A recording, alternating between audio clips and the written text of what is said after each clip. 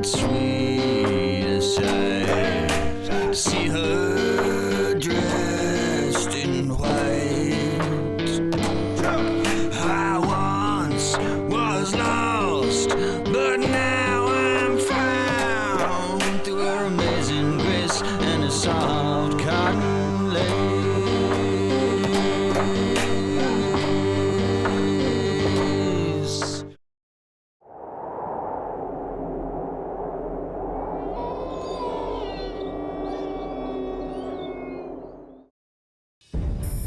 It's day 12 in the Yukon, and brothers Chris and Casey Keefer have laid eyes on a giant grizzly feeding on a mountainside over 2 miles away. There's a grizz right there. What? There's a grizz right there. See where that yellow comes up right there? Yeah. And then there's that shale. There's a grizz walking right there. She's up pretty high. Man, looks like a pretty good grizz though. It's a big bear. Where's that scope? Grab that scope.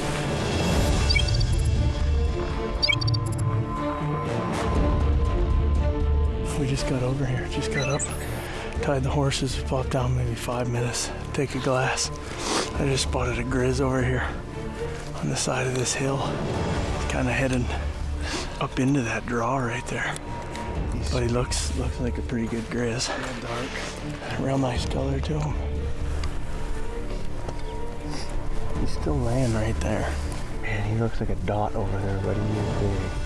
We can either get on the back side of him, or by the time we get over there, he might move a little bit.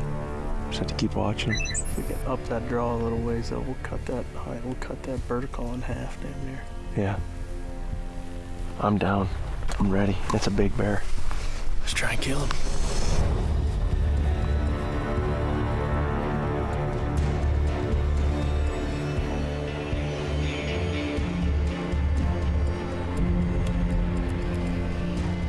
After devising a plan, the men are confident that they can use the massive landscape to their advantage in an attempt to get within bow range of this mountain grizzly.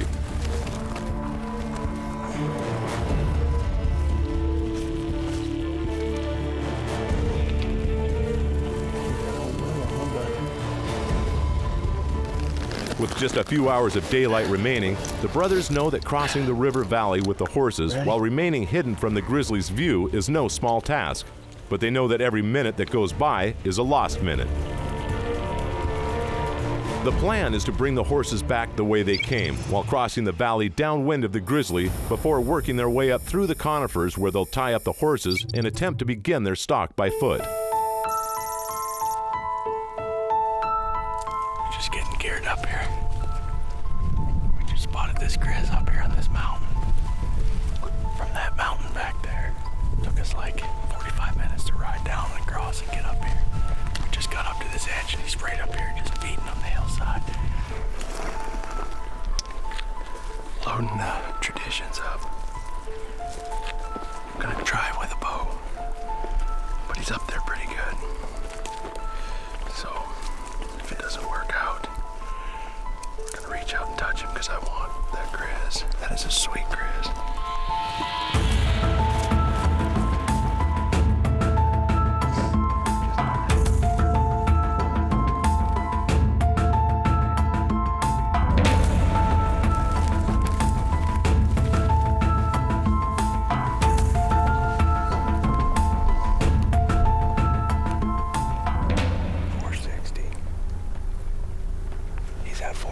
So he's shootable with a rifle right now, but we're going to try and close the distance.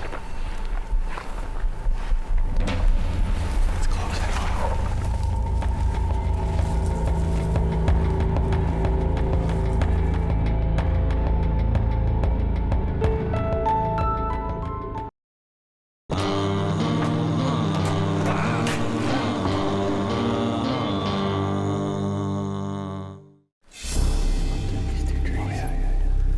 I'll stay behind.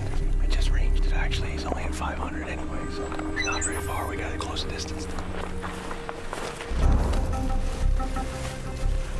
With the grizzly's attention fixed on the berry bushes covering the mountainside, brothers Chris and Casey Keefer find themselves within 500 yards and still closing the distance.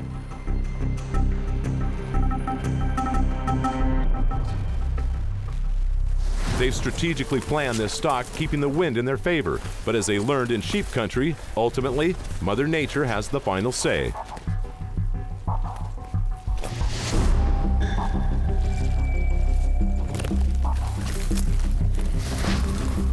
There he is, right there. Give me the muzzle on him. He's right there. Get right up there. He's running right there.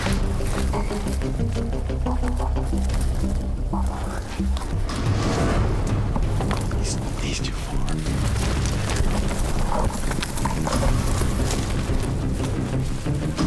Got him. Get up here. He's gone. He's over the hill. You have got to be kidding me. I mean, come on.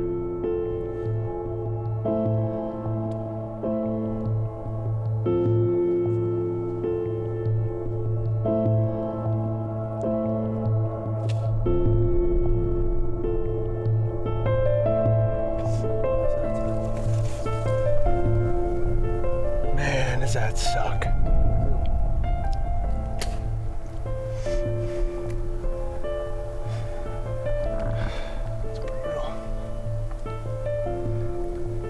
From the highest to high to lowest to low, man.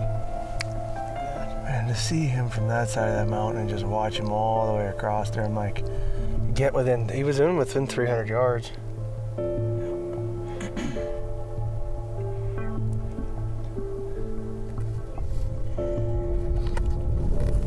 Well, we got our butts kicked on that one.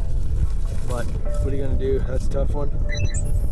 Really, the whole time we were kind of at a disadvantage. The wind just shifted, swirled right up at him, coming at him. Just didn't work out. It's blowing pretty hard right here. Yeah, it looks like there's actually weather moving in right now. We're gonna try and get down off the mountain. After sweating so bad, trying to get up. It's cold up here. It's cold. So, trying to get down off and get back to the horses. We'll see though.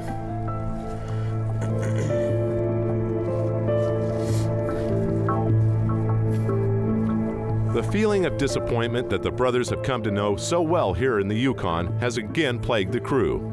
With a 600-foot descent to the horses and 2 hours of saddle time separating the men and a hot meal of sheep meat, no time is wasted.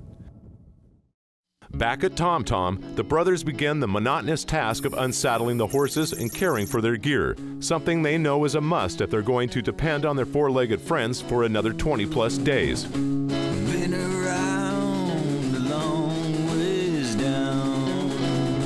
Home is always another exit along the highway. And I'm just a stranger to my kin. And I'm lost everything for this vicious life.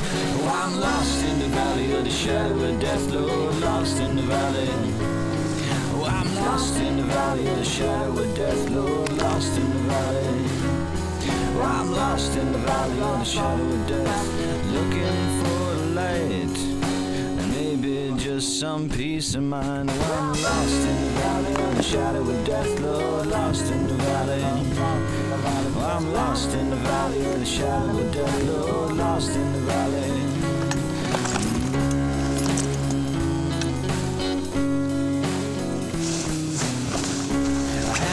Soul in the house of temptation, and God fell short of his forgiving bliss. I heard him say,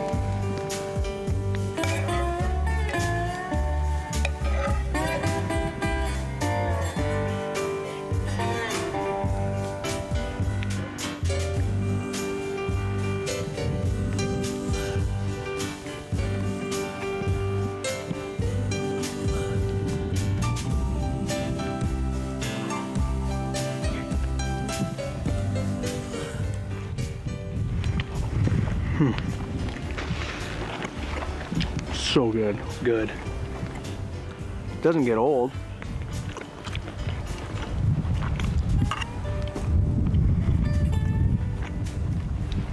Came up here and carved off some more meat. There's an old frying pan that's in this camp that was just laying over in the trees, which has been a miracle, to be honest with you, because last year we were cooking on a grate. Spatula. Yeah, spatula and frying pan. Light it up, stoke a fire, sizzle her down. It's good. It's ridiculously good. Like at home, that'd be a slight appetizer.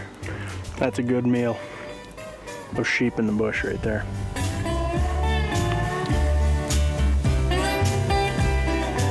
Another day has come and gone in the Yukon, and with nightfall quickly approaching, the brothers take advantage of their meat cache and fill their stomachs before heading to the tent for another night under the Yukon sky.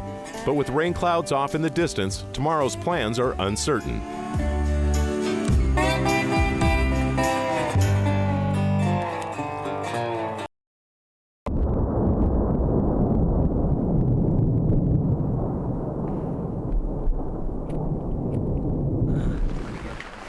We got back from the old Grizz stock and probably back here for about an hour and a half, 2 hours. And the rain started, this storm rolled in, and it rolled in quick. Everything got socked in around us. It's pitch black outside and it's only 9. It hasn't been getting dark till probably 10 or 11, so it's cracking and booming out there pretty good. So we're holding up tight in the Arctic oven. Got the stove going, we're just gonna hunker down for the night.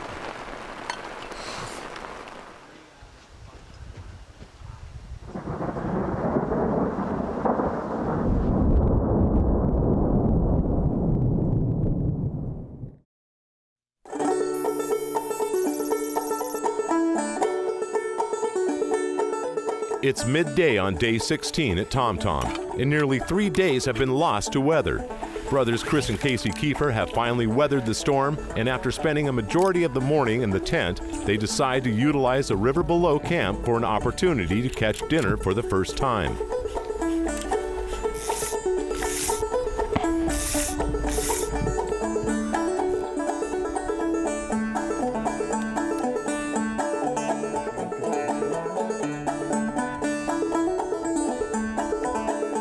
Like Alaska, the mountain rivers and streams of the Yukon North are heavily inhabited by grayling. These cold water fish of the trout family are opportunistic feeders and make their presence known, feeding on the insect hatch following the storm just hours prior.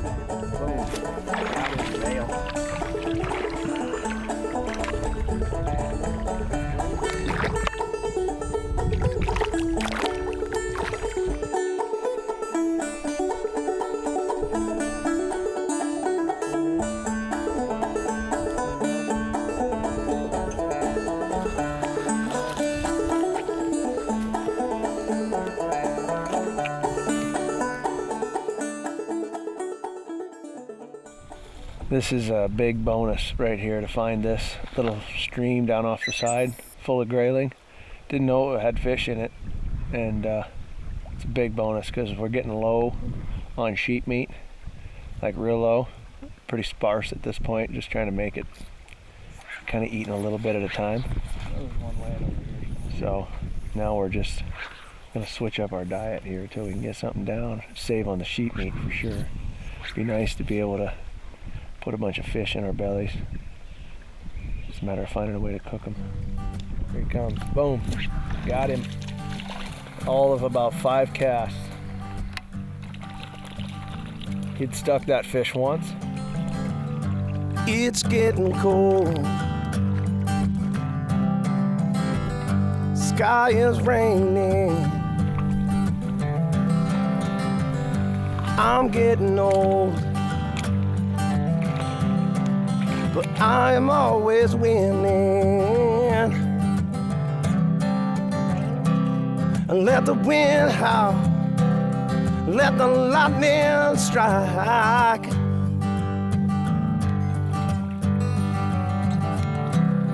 Beyond the clouds, everything is alright. Look at the color of that. Love the day. Just an Arctic River grayling. Who knows tomorrow? It's a big now. Don't be afraid. Living every waking hour. I set your heart free. Let your soul shine. Oh, let your soul shine. And slam the doors to your fears. And open up your eyes. Oh, bonus. Look at this. Fish eggs. That's a huge bonus. You wouldn't think it's like sushi out here though. Look at that. That's a good thing. Little nibble. Not bad. It's actually got a little... It's pretty good though. Anytime you can get any type of fatty acid like that, fish,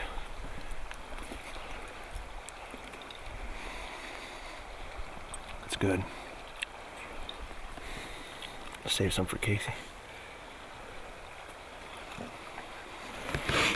Well, I got all these cleaned. I'm just gonna wash them up really fast. That storm's coming in, so. Yeah, we got a big storm moving in behind us. We can see the mountains literally disappearing as we're sitting here. It's starting to rain a little bit, so I'm gonna clean the rest of these up and just gather up your gear, and then we'll have wait for the storm to pass, and we'll have a good dinner. Yep, that works. I'll grab my case and everything. I'll wash this up.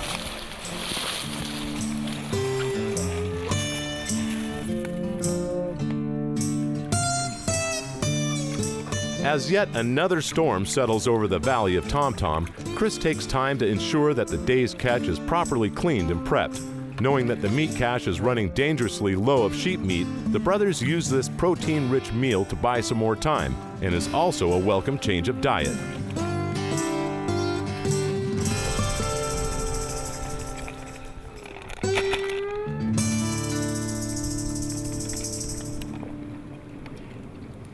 That's the last of my good water. Gotta be so cautious out here. I mean, a lot of people don't really pay attention to the water situation, but all of this system of lakes that comes down through the Yukon, a lot of these are built up by beaver dams. Last thing I want is beaver fever, so we're gonna go ahead and fill up. And Steri Pen, I use this guy every single time. It takes 2 minutes and it's worth it. You don't end up with beaver fever, giardia, and that's the last thing a guy wants out here. So we're gonna fill up Steri Pen, take some back up with us. We got our fish ready to rock. We're dialed. Get back in the tent, let the storm pass. Have a good dinner today.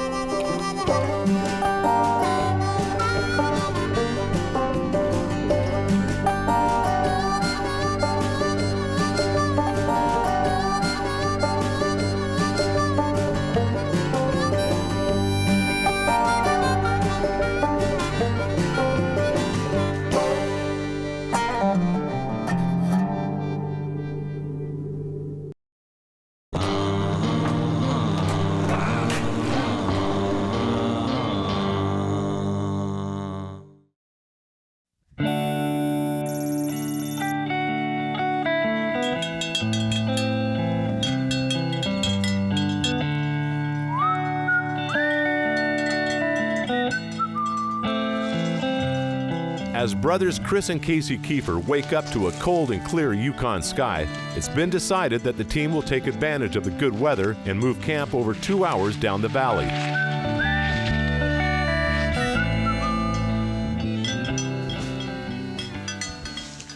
Today is day 17 out here in the bush. I need a shower. I stink, man. I smell really bad. You know, I didn't bring nearly as many clothes as I brought last year. I brought 4 pair of antimicrobial underwear, and I think I rattled through most of those right at the beginning in sheep camp. I'm gonna probably go down and try to wash up something, because right now I stink bad. Bad. We woke up today to actually a pretty decent day, so we're just getting everything going here this morning. Man, that bear was sweet. I really wish that we could have got closer to that bear and we could have got on him. We got to about 300 yards, got the rifle range. Just Chris wanted to try and smoke him with the smoke pole or the muzzle or the bow. So we pushed our limits a little bit, and he ended up taking off on us. I would have been proud to take that bear. I wanted to see how close we can get. Didn't want to necessarily take him with the rifle. Kind of wanted to take him with the muzzle loader or the bow. And you know, we were 75 yards away from getting in a position where I could use the traditions to hammer him down, and the wind just shifted. And the way we're at, I mean, it was a tough situation. We kind of went at him, and I think that was one of our mistakes, is we should have went around him or just waited on him, because he had the advantage. He was above us.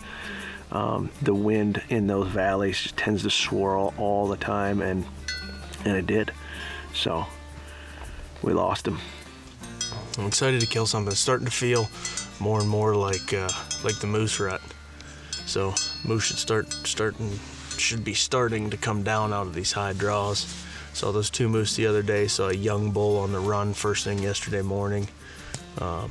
So we're getting closer to that moose rut. We're down to our last hind quarter. So I don't know, maybe 4 or 5 days here, and we got to kill something. So we're gonna plan to knock some more stuff down. The Yukon is just unforgiving, though. That's it for now. Day 17. Morning's just getting started. We're gonna go try to kill something.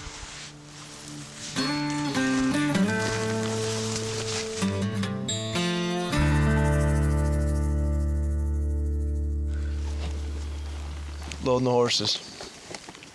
Always a project.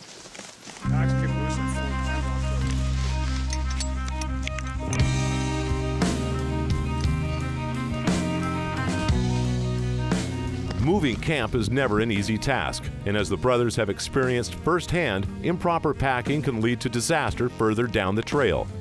Realizing that the better part of the day will be lost to this move, extra time is taken to make certain all of their gear makes it to the next camp location safely.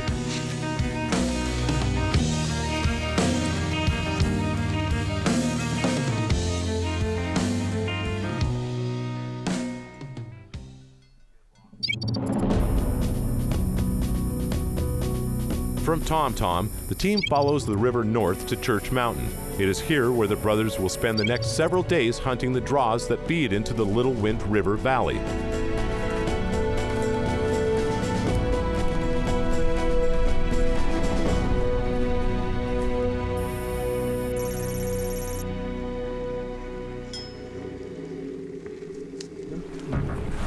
There he is, right there. He just dropped down behind the riverbank, right there. Let's try to cut him off, right here. He's heading down river, right here. He's heading down.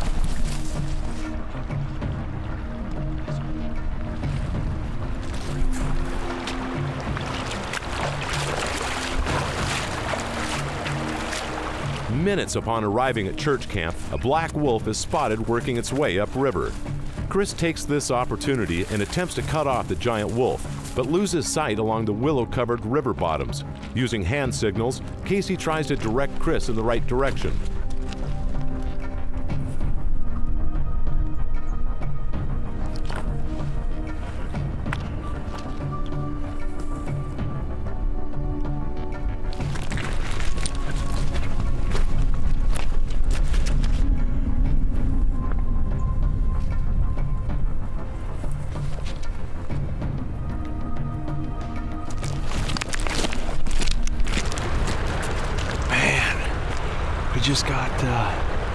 Just got situated over here at church camp. I mean, we're 20 minutes we're talking about going up. I mean, just looked out and saw a wolf, big black wolf. Always wanted to shoot a wolf. My little girls always wanted a wolf. So grabbed the gun and we went for a run after it, but I think we'd get out on this rock, but nothing. It's good though, good sign. They're around. It means there's a lot of animals around. So that's good. I just keep looking upriver, hoping he'd cross, but he's not going to. So, let's get back to camp.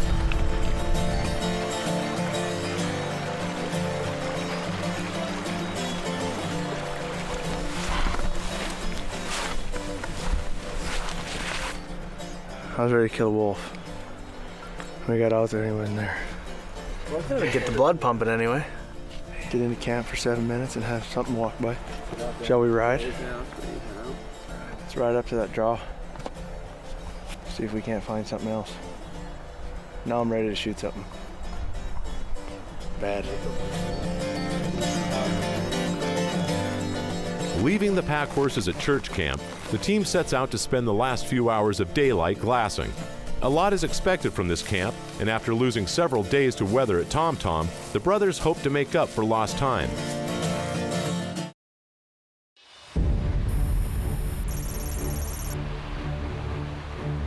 After crossing the river by church camp and spending 45 minutes of riding through the rugged Yukon terrain, brothers Chris and Casey Keefer lay their eyes on Y-Draw for the first time. The high, steep, cathedral-like rock faces of Church Mountain lend themselves to perfect late-season sheep habitat, while the low willow-choked interior of the valley presents the opportunity for both caribou and moose. As the brothers had hoped, it's not long before game is spotted. For the first time in several days, this opportunity breathes new life into the men.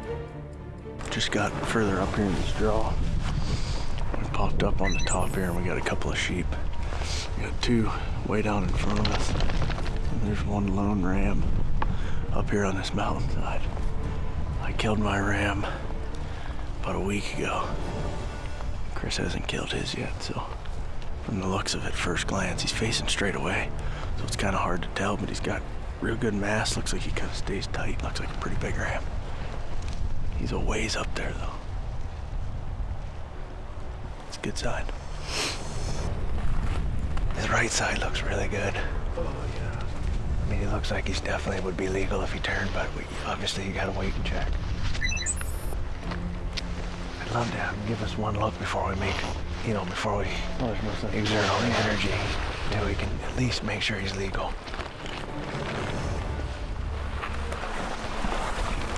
This right side's big. I don't know if his left side's broomed off or what, but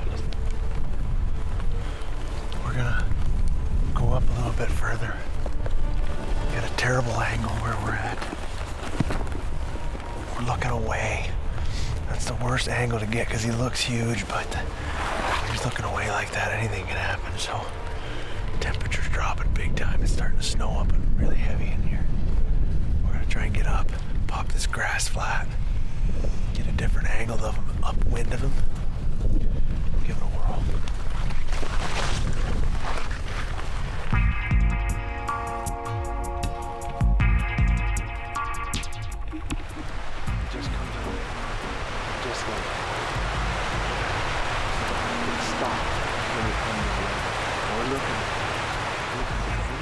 After closing nearly a mile on the bedded ram, the brothers now have a different angle and perspective.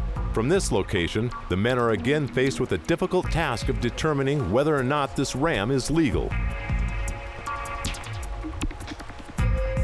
When viewed from the side, with horn bases aligned, a full curl male has at least one horn that extends from the center of the nostril through the lowermost edge of the eye. Age is determined by the horn growth, which leaves fairly distinctive rings or annuli on the horns and allow the age of the sheep to be accurately determined.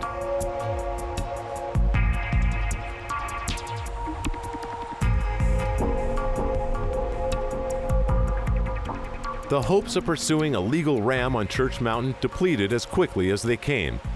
After several minutes of glassing the ram from multiple angles, it's again determined that this ram is not legal.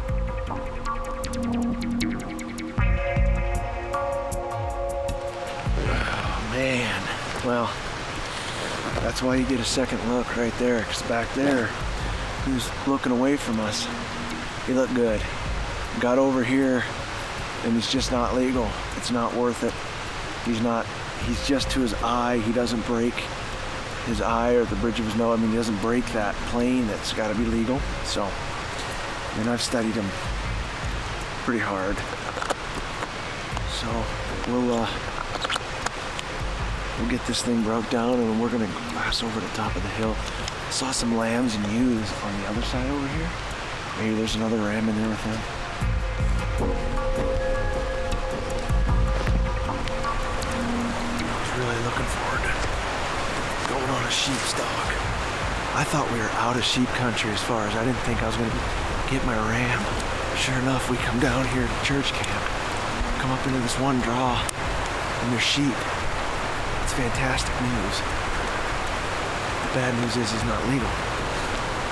But it's only the first hours we've been hunting here, so I don't know. I'm gonna keep glassing. Go up over this next ridge and glass.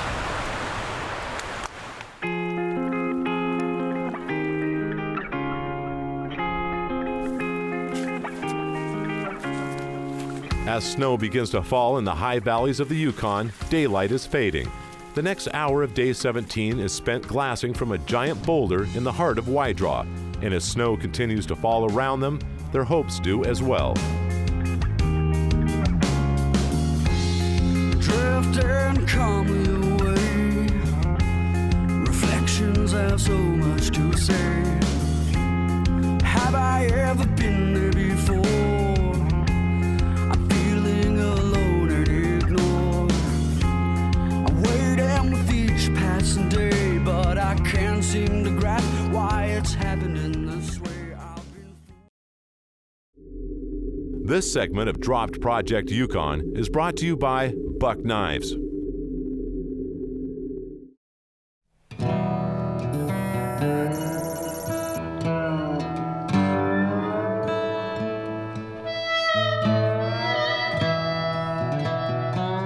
It's the evening of day 17 in church camp, and the snow that's moved into the river valley is showing no signs of stopping.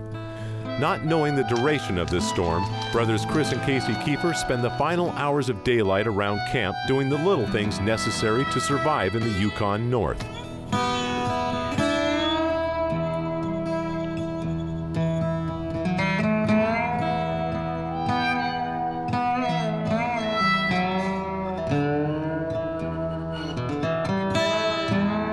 As the mountaintops quickly disappear around them, Casey takes the last few minutes of daylight and glasses close to camp, while Chris works on preparing a fire for warmth and for food. While the brothers are prepared and expect winter weather, it's still a little unsettling knowing they have weeks left in the bush.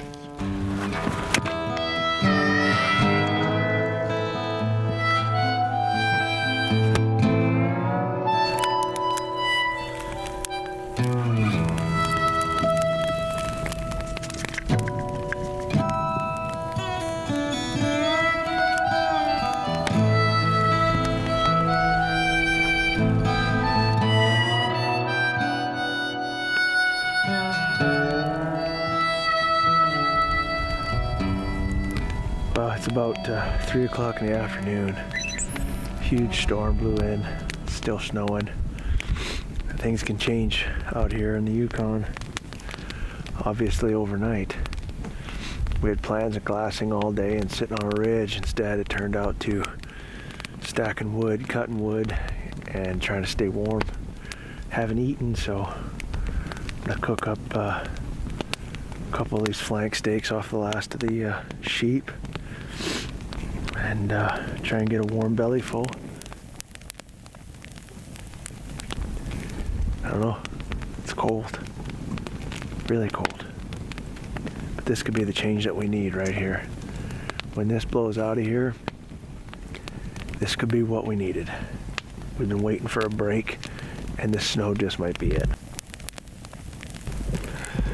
Today's a little bit different than yesterday. We woke up this morning and we're actually snowed in, so body burns twice as many calories on a day like today just trying to keep itself warm when you're out here. So we're gonna have a big old hunk of steak here. But it's still snowing, doesn't show any signs of slowing down. But we got the scope out. I'm gonna do a little glass in here after I grab a quick bite. I go sit up on a ridge right here behind camp or something and glass that valley. It's pretty cool being out here in the snow though. The mountains just disappear. There's nothing but us in the valley. It's kind of neat.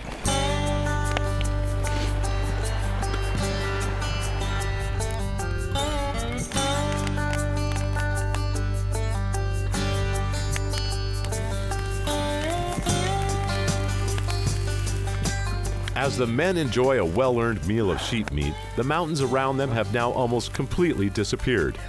Even though another day has been spent with no reward, morale can quickly be lifted from something as simple as a steak over the open fire.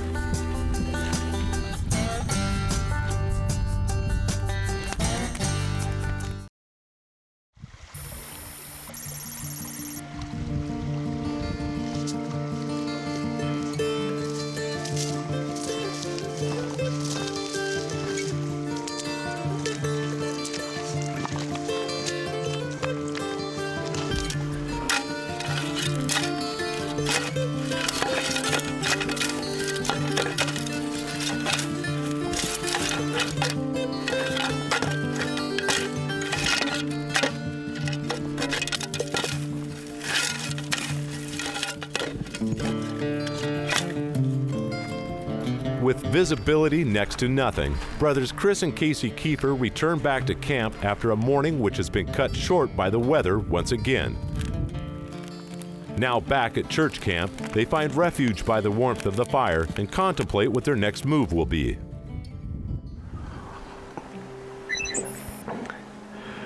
It's snowy, in case you can't tell.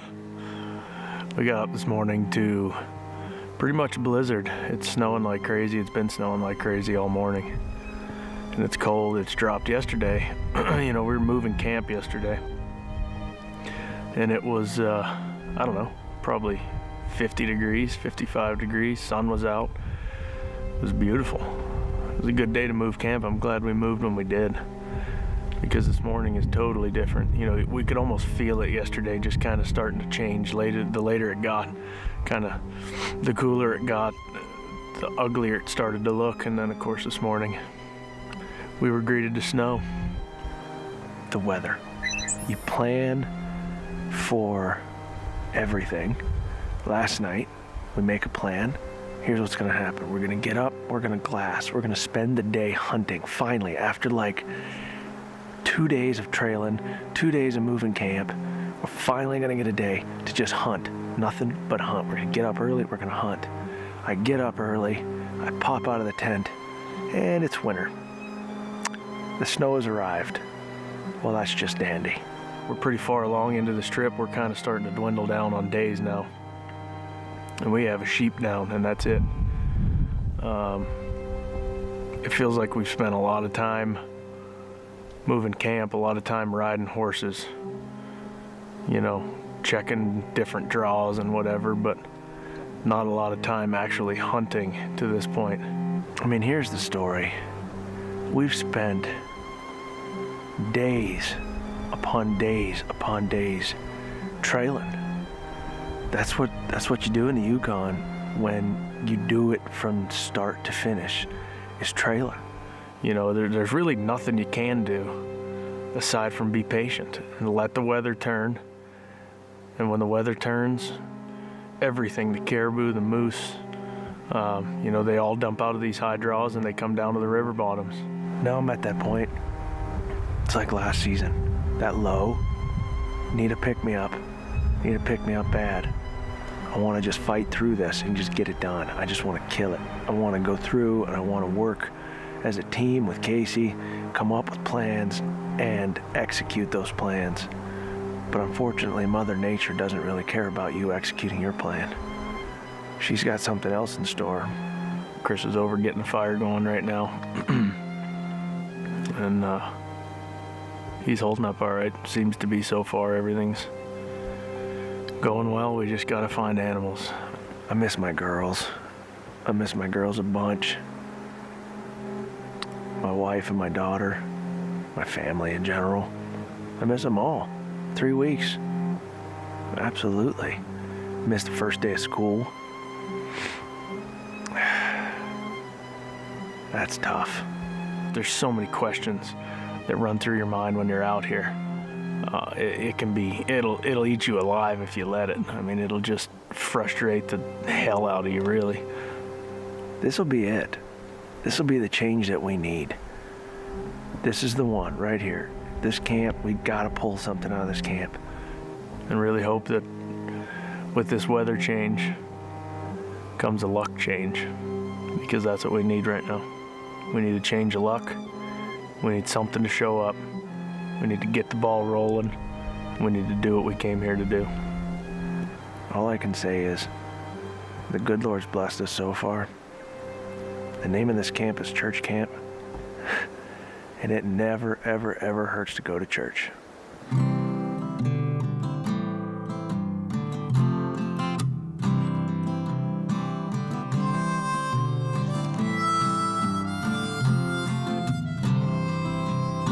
Saddle up the horses, weather's coming in. Need to find some shelter from the cold. Clouds are painting pictures of seasons change. Body's getting tired and shorter are the days. I'm a weathered man. I'm a weathered man, broken down and weary. I'm a weathered man, 1,000 miles from somewhere high on the range. I'm a soul survivor, bring on snow and rain. 'Cause a man needs hard times just to feel like a man. Wild like the weather, with freedom in my hands. I'm a weathered man. Not knowing what Mother Nature has in store is a constant battle in the Yukon. Now on the backside of the journey, pressure is mounting, and as snow continues to fall from the gray skies above them, brothers Chris and Casey Keefer have no way of knowing the difficulties that lie ahead. Just a weathered man, just a weathered man. Amazing grace, what sweet sight. See her dressed in white. I once was lost, but now I'm found through her amazing grace and a soft cotton lace.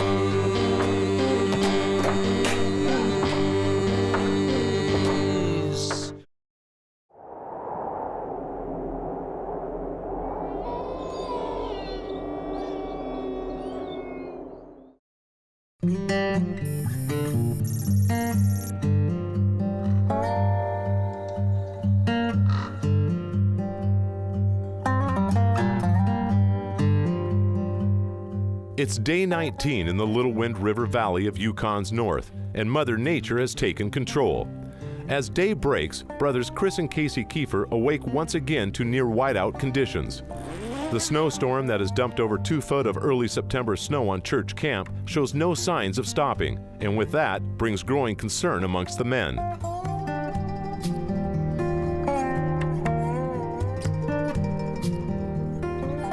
Well, we woke up this morning to another blizzard. This is day 2 of being trapped in here. It's pretty heavy snow.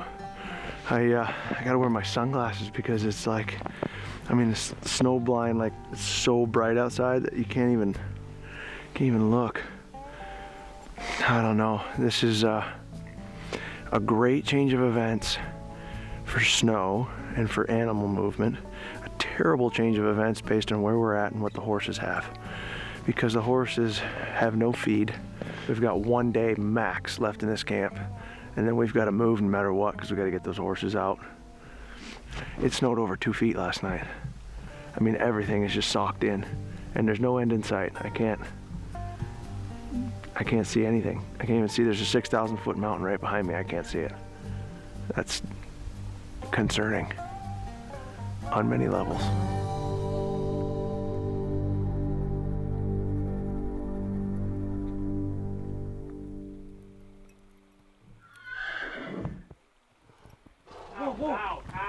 Ow, hey, hold on. Where is it? It's in my lip. Oh, you're bleeding now. Second time. What? Who Second takes all the time. line out and tangles it around in here? Well, I'm tying a fly on.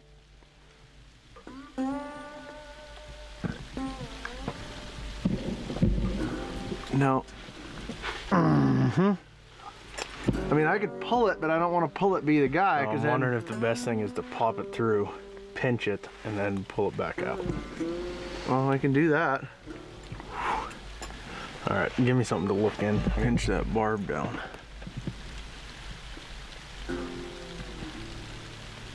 There. You should be able to slide it out now. Is it pinched? Yeah, go ahead and try and slide it out. There you go. She's out. Oh. It's not that bad. I mean, it could have been a treble hook. Man survives severe windstorm and snowstorm in the Yukon, dies of metal poisoning from a fish hook to the lip. You always have them in your lip every time I go to walk by. Your leader's so brown. I didn't see it. I was going by. There wasn't a lot of room for activity. Especially fly tying. You all right? Yeah. Sorry. Hasn't stopped snowing for 48 hours. We've got literally feet of snow on the ground. I'm gonna head down to the river and try to do some fishing. Got an ENDEVR set up on the fly rod here. See if we can find some grayling. It's cold, it's nasty, it's brutal. We're in a pretty tough spot right now. Chris is gonna stay here, start to split some wood, see if we can get enough wood to get a fire going, but I don't know, man. We gotta figure something out fast.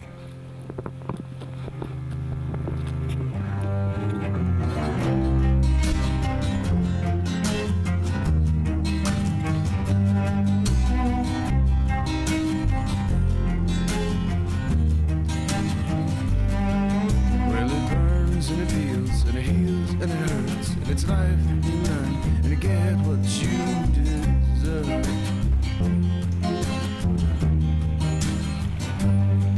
And you're not gonna do a thing about it. Not gonna do a thing.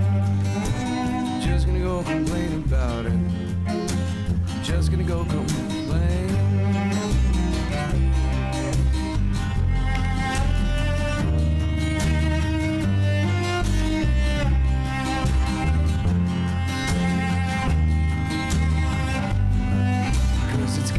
Or it's guilt, or the life you built, or the place you're in that's losing its appeal.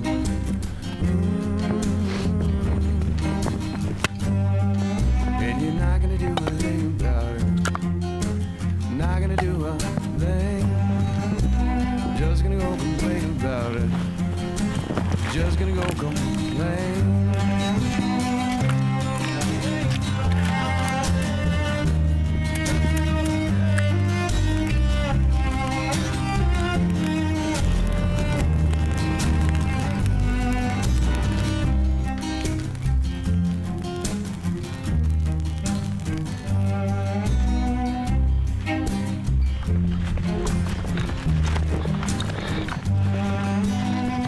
As snow continues to fall, Casey returns back to camp with 2 fish. Hardly enough for a filling meal, but the process of catching them has distracted the brothers for at least a little while and taken their minds off the real danger that stares them in the face for now.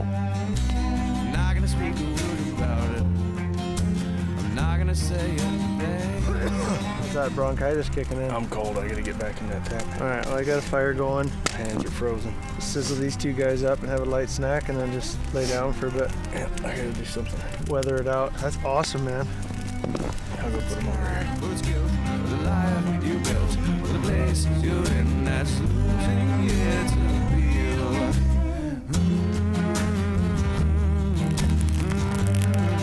And you're not gonna do a thing about it. Not gonna do a thing. Just gonna go complain about it. Just gonna go complain. It's the evening of day 19, and tent bound since 5 p.m., brothers Chris and Casey Keefer's concern for the weather is continuing to grow. It's about 10 o'clock at night here, and it has not stopped snowing all day. It has not stopped snowing since yesterday, overnight sometime. It's like over 48 hours straight of snow. We're definitely up over 2 feet right now. I don't know, kind of mixed feelings about what we need to do and how we need to make this happen. So we're just kind of getting ready to hit the sack right now and praying that things change in the morning. Hoping we wake up and have some decent weather without some snow, at least something with some visibility. If we can have that, it'll be a lot better than what we've been sitting in for the last couple of days, because this is miserable.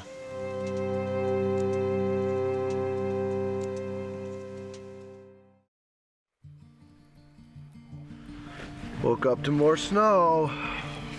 Sleep with my Yukon last night.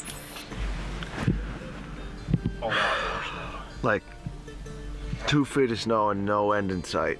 This is the snow line right here on the tent, and there's no end in sight. Like I can't see more than 6 feet. So we're kind of in a dangerous situation. We're in a little bit of a predicament.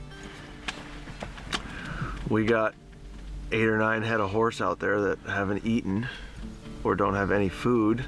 The trail has disappeared. That's not good. All the landmarks have disappeared. That's not good. And we've got to figure out how we're gonna kill a bunch of animals. Quite frankly, I'm starving right now. Could use a little meat. There is no good scenario. We're stuck in a tent in 2 feet of snow on the 10th of September with 9 horses that have no feed, and we can't see 100 feet in front of our face. And it's a 7.5 hour trail With no trail. to the next spot that we were gonna go. And we weren't planning on being there for another couple of days. And going back's not gonna do us any good because they pretty much already grazed where we just were down to nothing, which is one of the reasons we left there and came here. So winter kicked in a little earlier than usual. I don't know, we gotta figure out what the hell we're gonna do. This is getting pretty serious.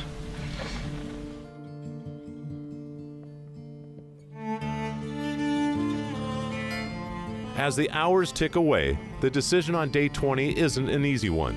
Snow continues to fall from the gray skies of Yukon's North Country, covering the river valley in nearly 3 feet of snow, and with the last of the grain used to refuel the horses, a decision has been made. Well, we made our decision. Our decision is, let's get out of Dodge. We gotta get out of here. It's just getting clobbered again. It's day 3 and we're still getting hammered, so we're gonna make a big risk. These horses are out of food. We gotta get them to some greener pastures, and we've gotta get to a more game-rich area, which is about 5-6 hour ride north, right into the eye of the storm.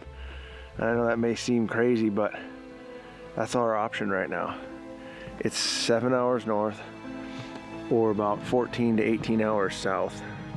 That ain't gonna do it. So we're going 7 hours north and we're gonna get into the good stuff. But there's some danger gonna come with it. We don't know where the trail's at. We've lost the trail because the snow's covered it. And landmarks. We lost a lot of landmarks because the ceiling's so low. But we're just gonna use our instincts and go with it. Get these horses out of here, pack up, and I'm just sick of being in a tent. We gotta move. Well, we're finally able to trail out of camp here today. Snow's kind of lifted a little bit, but we're gonna make a push for it. See if we can get to our next camp location. It's a long ride. It's gonna be even longer because it's through the snow. The horses have no feed. We ran out of the little bit of grain that we brought in here with them. We weren't expecting this much snow, so we gotta get out of here, and we gotta get out of here now. As the men ready the horses and tear down camp, it's becoming clear that the decision to move north is a risk. But at this point in the journey, it's a risk they need to take. There's never an easy decision in the Yukon, but the brothers have faced adversity before. The clock is winding down on their opportunity for the Yukon Slam. But at this moment, in this situation, that thought is all but disappeared. Life is a battle, not sure if it can be won. We'll cross old bridges and all the lights have gone, waiting for our moment to arrive. We're young, we think, got luck on our side. Time keeps on rolling. These pages, they keep turning. The times get hard, no matter who you are. So It's 1 p.m. on day 20, and brothers Chris and Casey Keefer have made the tough decision to break down camp and trail the horses 7 hours north to the last hunting location on the journey, directly into the eye of the storm. Three Barrel marks the furthest camp north in the concession.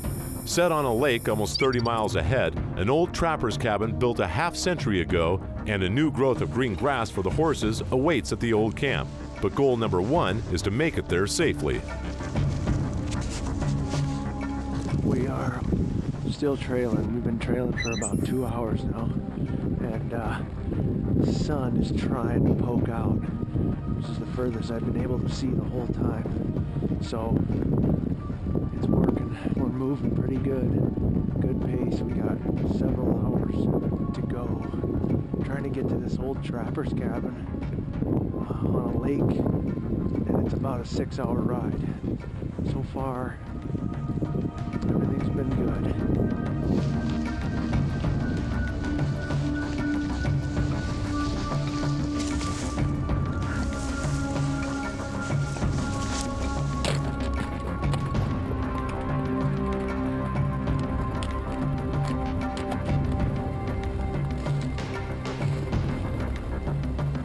As the snow begins to taper off, the horses feed on new grasses as they slowly make their way north.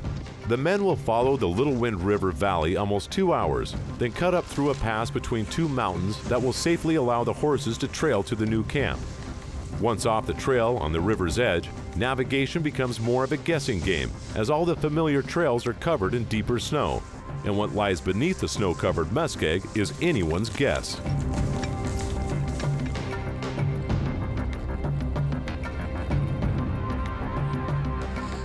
A deep sinkhole is discovered on the trail 4 hours in, and the only way to continue is to move straight through it, a decision the horses are having a hard time with.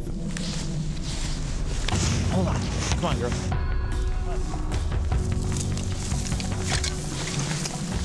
Come on. Go anywhere. Man. Good boy. Whoa, whoa, whoa. Look out, look out, look out. Whoa. What's your saddle? That was close. That was really close. We almost lost several of the horses. Everybody's covered in mud. Horses are across though. That was a big mud pit. You all right? Yeah. That's good. You can't see the. That's the. You can't see. You know. You can't see. You have no idea. All of a sudden, we're walking along, and the next thing you know, we're sunk 4 horses. Oh. With the obstacle averted and serious injury to the horses and the men avoided, the team continues north toward Three Barrel. With a little more than 3 hours left in the ride, the sun pushes through the sky above for the first time in nearly 5 days as the men cross back over the Little Wind River.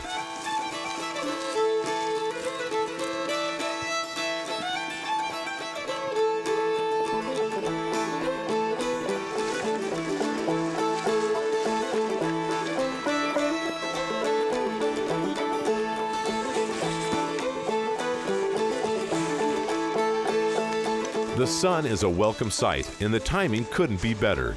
The sheer beauty of the Yukon makes even the most jaded of hunters forget the difficulties that have been overcome. But even on days of sunshine, things can go bad in a hurry. Yeah. Move it. Move your toes. All right.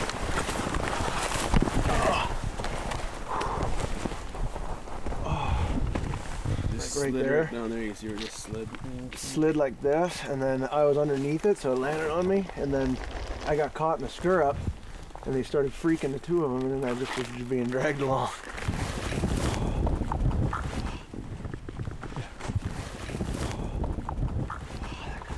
We're just coming down the trail. We're just about to where we want to be to camp, and Chris's horse slid down the hill on him. Landed on its side, landed on his right leg. His trail horse almost ran him over, and then the horse he was on stood up, and his leg was still in the stirrup, so he's just kind of getting back on his feet. Says he's all right, just sore. Today's been one hell of a day. We've been riding. Been riding since 11 o'clock this morning, and I don't even know what time it is right now, but it's late. It's got to be like 7 at least. It's pretty late, so I just want to get into camp, get settled. We got no meat. We need to kill something bad. It just keeps getting worse and worse.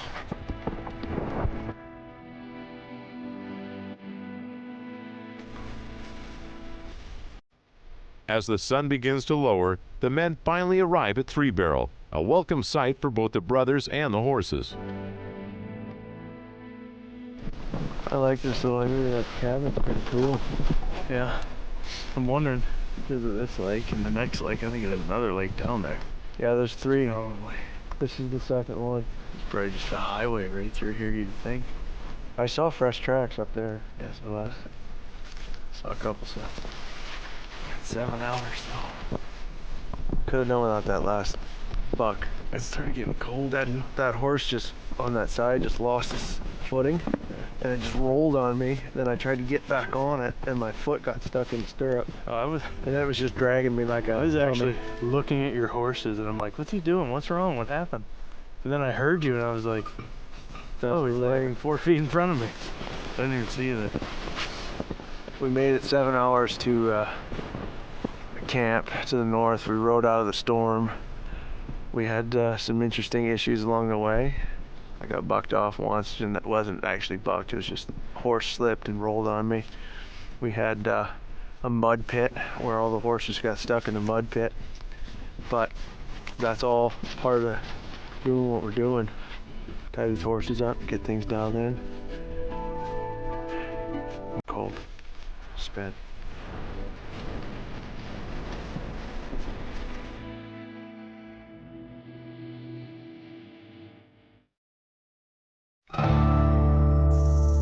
It's the dawn of a new day, and brothers Chris and Casey Keefer know that if the horses will hold up for the remainder of the hunt, they'll need a day of rest at camp to recover from the 7-hour trail ride through the deep mountain snow of yesterday. Day 21 is a recovery day for the horses and a day of planning for the brothers. So we started off map, actually, compared to this map, and we came up and around. We hit here, so this is where we're at right here. Yeah, we're right there. Yeah, at the tip of that second one. The point of that lake right there. That's that right there. Yep. So from the looks of it, though, we need to head that way. Right Yes. there. Down this valley right here. Follow it until it hits right here. Yeah. Which is on the other side of this mountain, right on the other side here. But from the topo, this looks like it just slowly gets lower and lower and lower and lower all the way down, which means that this should funnel right out, right into it. And well, there's a confluence right here before The main river. the main wind right here. Yeah. There'll be another confluence right here. Yeah. So if we can head down that valley and get there, I mean, from the looks of it, with all this flat ground, you would think the caribou would be coming up through here. Well, if we saddled the horses tonight, we can get them dialed up right here, right next to the tent. That way we're not spending an hour and a half saddling in the morning.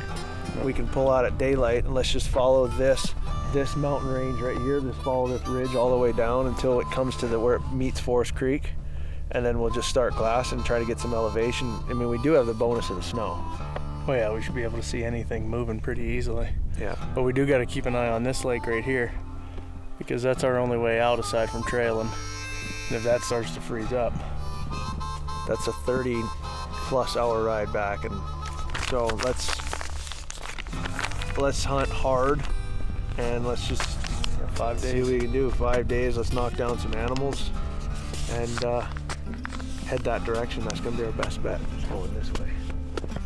And if it looks like that, with that clear weather like it is, I actually would prefer cloud cover because it's not going to freeze in cloud cover. Oh, especially with wind. I'm worried about just having a completely clear night because then that lake will freeze. But if that wind stops and that clear, if the wind stops, it's going to freeze quick. It will be. It's a pretty shallow lake.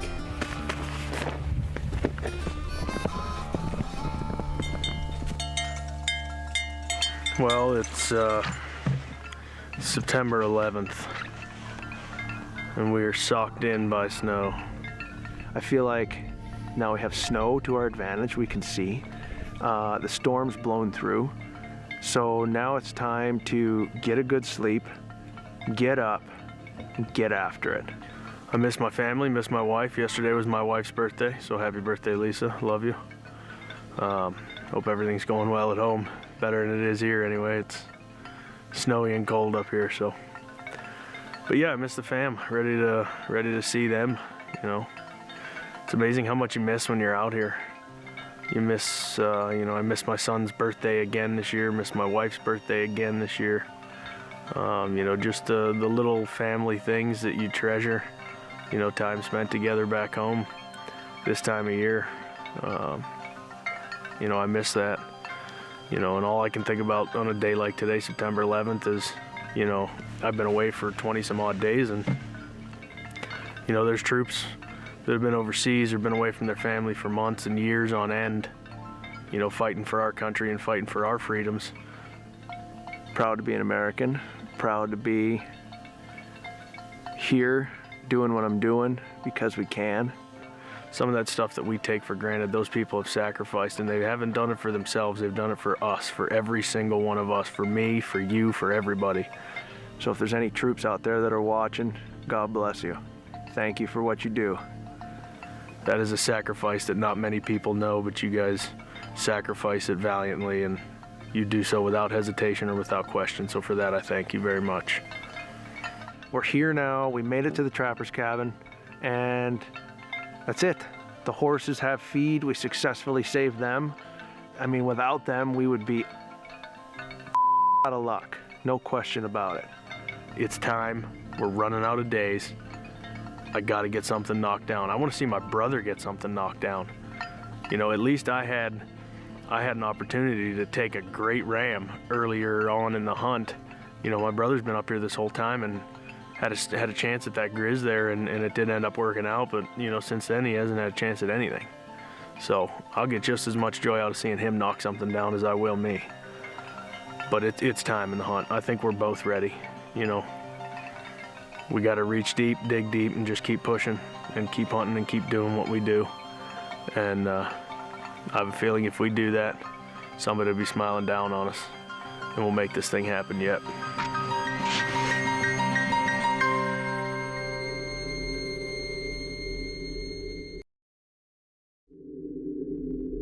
This segment of Drop Project Yukon is brought to you by Sherlock.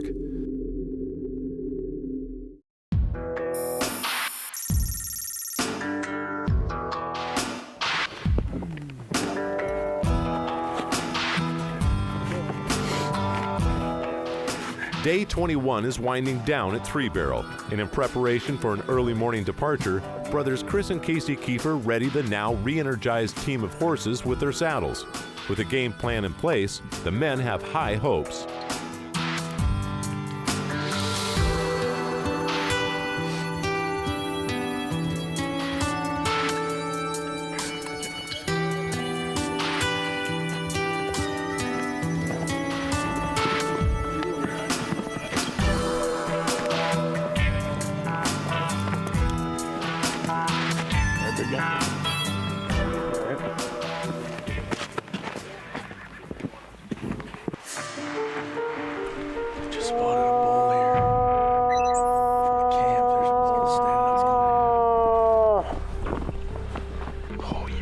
He's coming. See? He just dipped down low in that valley. I get that muzzle loader ready. If we can't muzzle loader him. With daylight fading, Chris runs to the tent to ready his muzzle loader for this bull approaching from the mountain above them, just a mile from camp. Muzzle loader ready. We got a bull moose. We got a bull moose. It's up on the hill. It just showed up. And I'm just gonna get the muzzle loader ready because we don't know exactly what's going on with how big he is. We're trying to get him in the scope right now.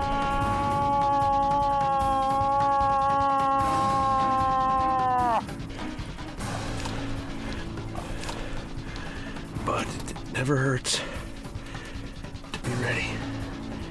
Who knows? We're gonna load it up. I mean, if he comes in, obviously, we're gonna see what he does. We shoot him with the bow, but he's on the other side of the lake, so we might have to dance with the smoke pole.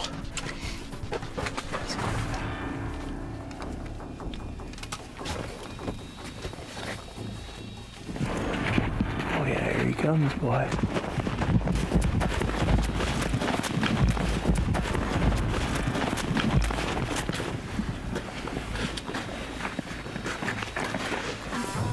I mean, how is he? Come the closest green tree line to us. Not this real close one, but the next one. He's right there. Yeah, I see him from here. He just stepped out. Yeah, he's up on the top up there. There he is. I can see him up there now. Oh yeah. Oh no, you know. He's gonna start coming down. Okay, let's go back.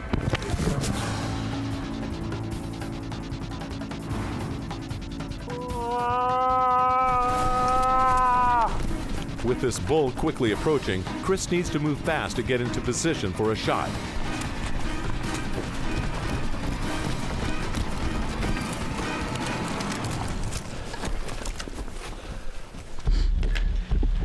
I got a bull up at the top of this hill right here. He's just kind of up on the other edge of that like muskeg looking stuff. We spotted him. He's just kind of coming across here right now. Chris grabbed his stuff. He's gonna try and slip back around this edge of this lake right here, make his way along the other side. I've called at him a couple of times, got his attention. He's definitely coming at us. So I'm just gonna kind of keep calling, try to keep his attention on me right here while they're making their way around there. Hopefully he can cut him off, or he's focused on me and they're in the middle. That's the plan right now. I'm gonna run down here though real quick where I can get a better look.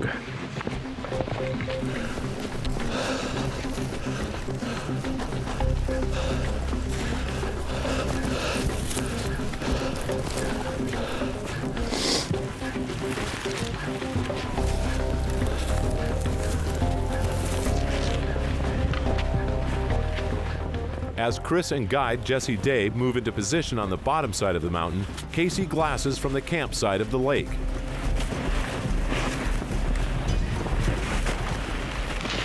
I just lost sight of that bull. He just kind of dipped down behind this tree line right here. I can't see him anymore. Those guys are coming right there, coming across that hillside. So I don't know. I can't see him. I'm just gonna kind of keep calling every now and then. We'll see what happens. He's definitely making his way to us, though, no doubt about that. I gotta get where it's more open. This bull's right there coming over the top, but our wind is going up that way. So I'm gonna try and get set up over here where it's a little more open so I can see him over the top.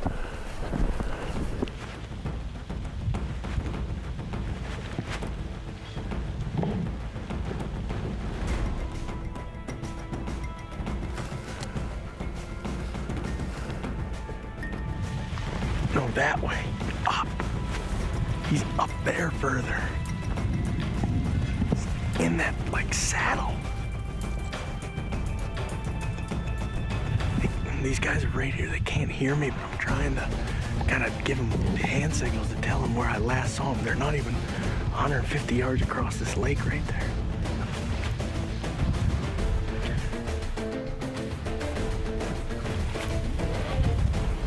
Says he's up above us.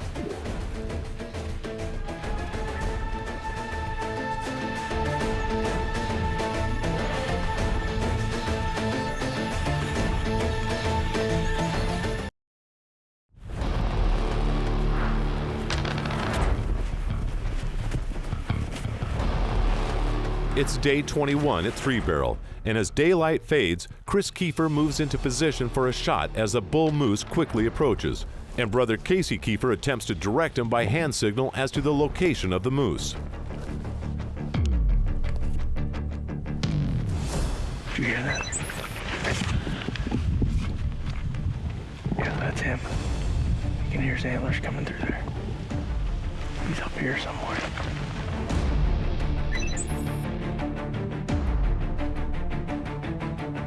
Oh, there he is right there. He's right there. Yep, there he is.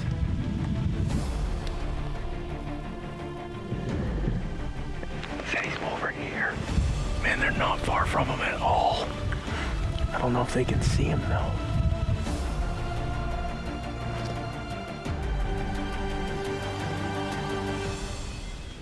Oh, there he goes. There he goes. He just went over the hill. Yep. He just went over the hill.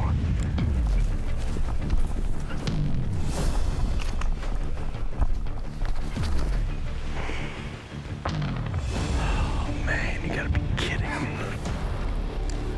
I'm so irate right now. Somehow, we passed the moose. He went by us on the hillside and over the top of the hill. Somehow. I don't know if it's low light or what. It's taking everything in my power not to absolutely snap right now. How did we let that happen? That moose was right here within 100 yards. I gotta go back and talk to Casey because he's at camp. He could see. I have no idea what happened.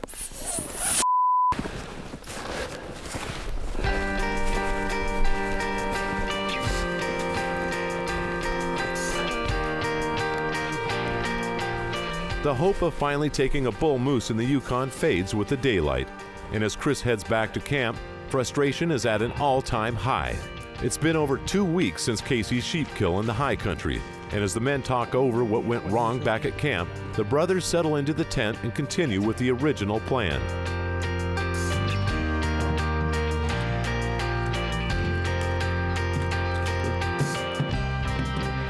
That's definitely the closest encounter we've had with a moose yet.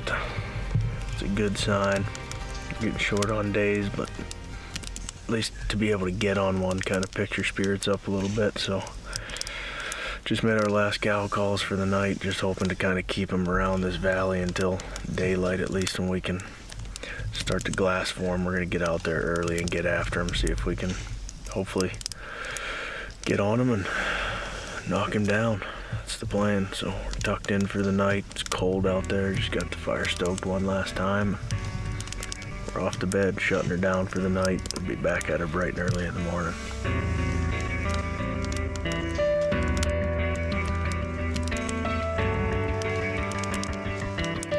Just kind of combing through these topo maps here, trying to figure out exactly how far we got to go until we hit that main confluence.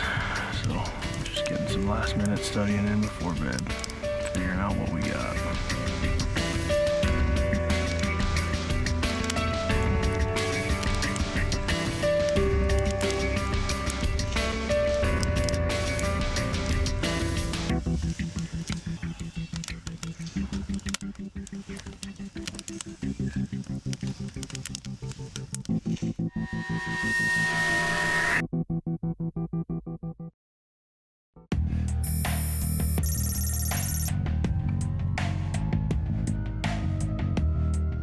It's the morning of day 2 at Three Barrel, and as the sun rises over the lake, brothers Chris and Casey Keefer begin the day with an effort to move north to Forest Creek, a 2-hour ride in good conditions to try and locate the bull that got away the night before.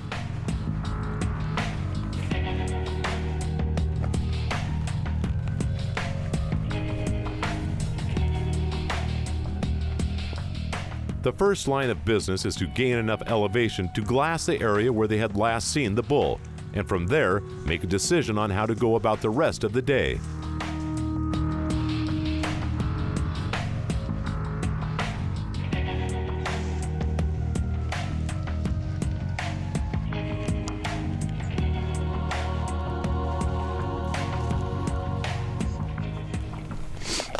What are you gonna do here? Well, we can't see. He was on that hillside. We're not far off camp. It's early. I say we head back and just, do the original plan. I mean, we thought we may be able to see him up here, but we can't. I don't think he went too far, but... No, but if he popped over the top right there, then... I mean... He could be back in there this evening. I say we just go do the original plan. We'll just ride back head north. Start going down that valley. Yeah. Yeah, we're close enough. It's an easy trail. We got lots of time today, so...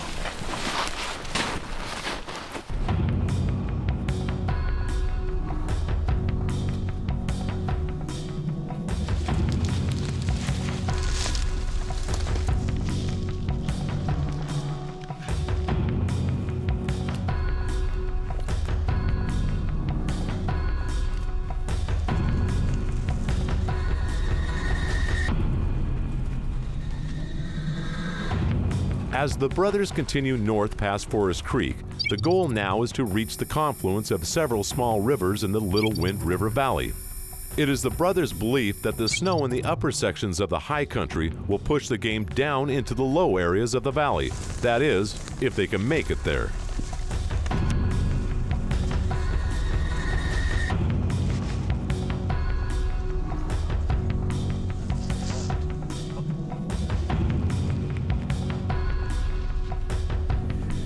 About 2 hours into what we thought would be the 2-hour ride down to the bottom of this valley, to the confluence of these rivers, and we are knee-high in snow, and we're not even close to halfway.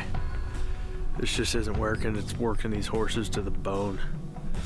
We got knee-high snow. Underneath all of this stuff, like, is pure muskeg. It's unhuntable right now. This weather, this snow, it's just, I mean, there's no way we're gonna get down there. We gotta get somewhere where we can hunt. We've been trailed in. We've trailed over 75 miles, or 100, I don't even know how many damn miles we've trailed. Seems like I can trail across country. We gotta go through this giant open right here behind us.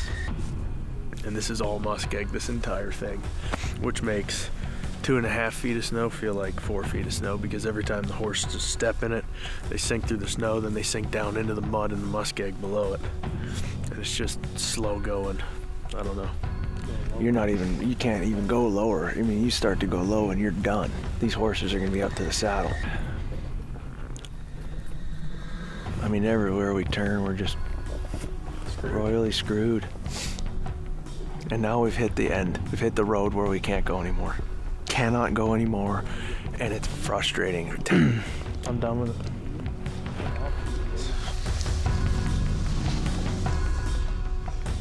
As each day begins and ends in the Yukon, it's clear that nothing will come easy.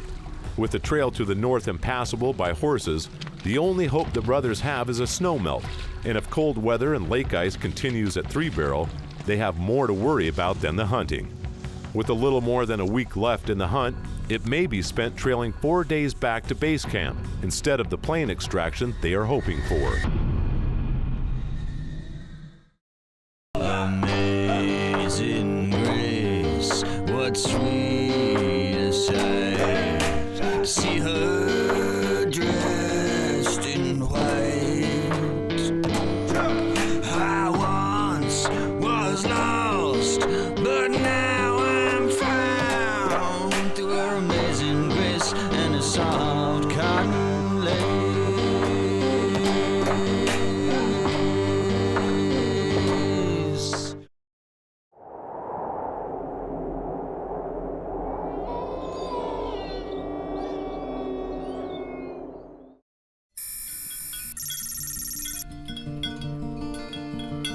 It's day 22 in the Yukon, and brothers Chris and Casey Keefer find themselves 5 miles north of Three Barrel Camp in an area that is impassable due to the snowfall from the days prior. Realizing that continuing north with the horses isn't a viable option, the men decide to turn around and begin their hour-and-a-half ride back to Three Barrel. I mean, everywhere we turn, we're just royally screwed. I'm done with it.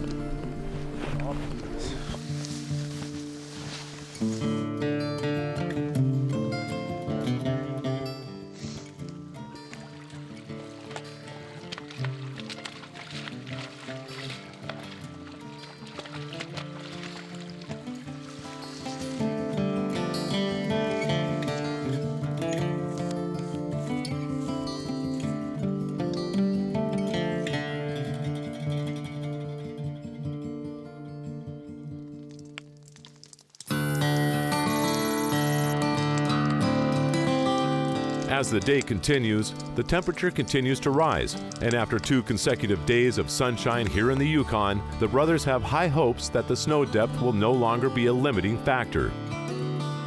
Despite being limited to only what the men can see from camp, they make the most of the remainder of the day and take care of some work around camp.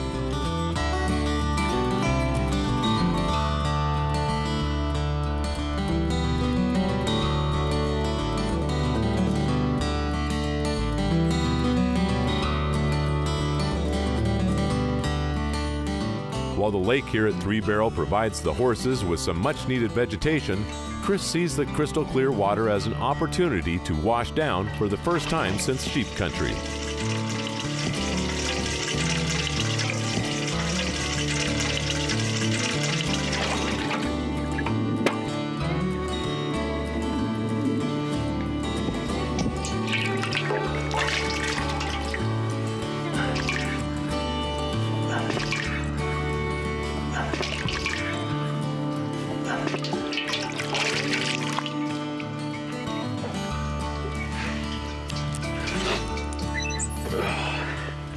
Been about, I don't know, 14 or 16 days since I've washed my hair or my face.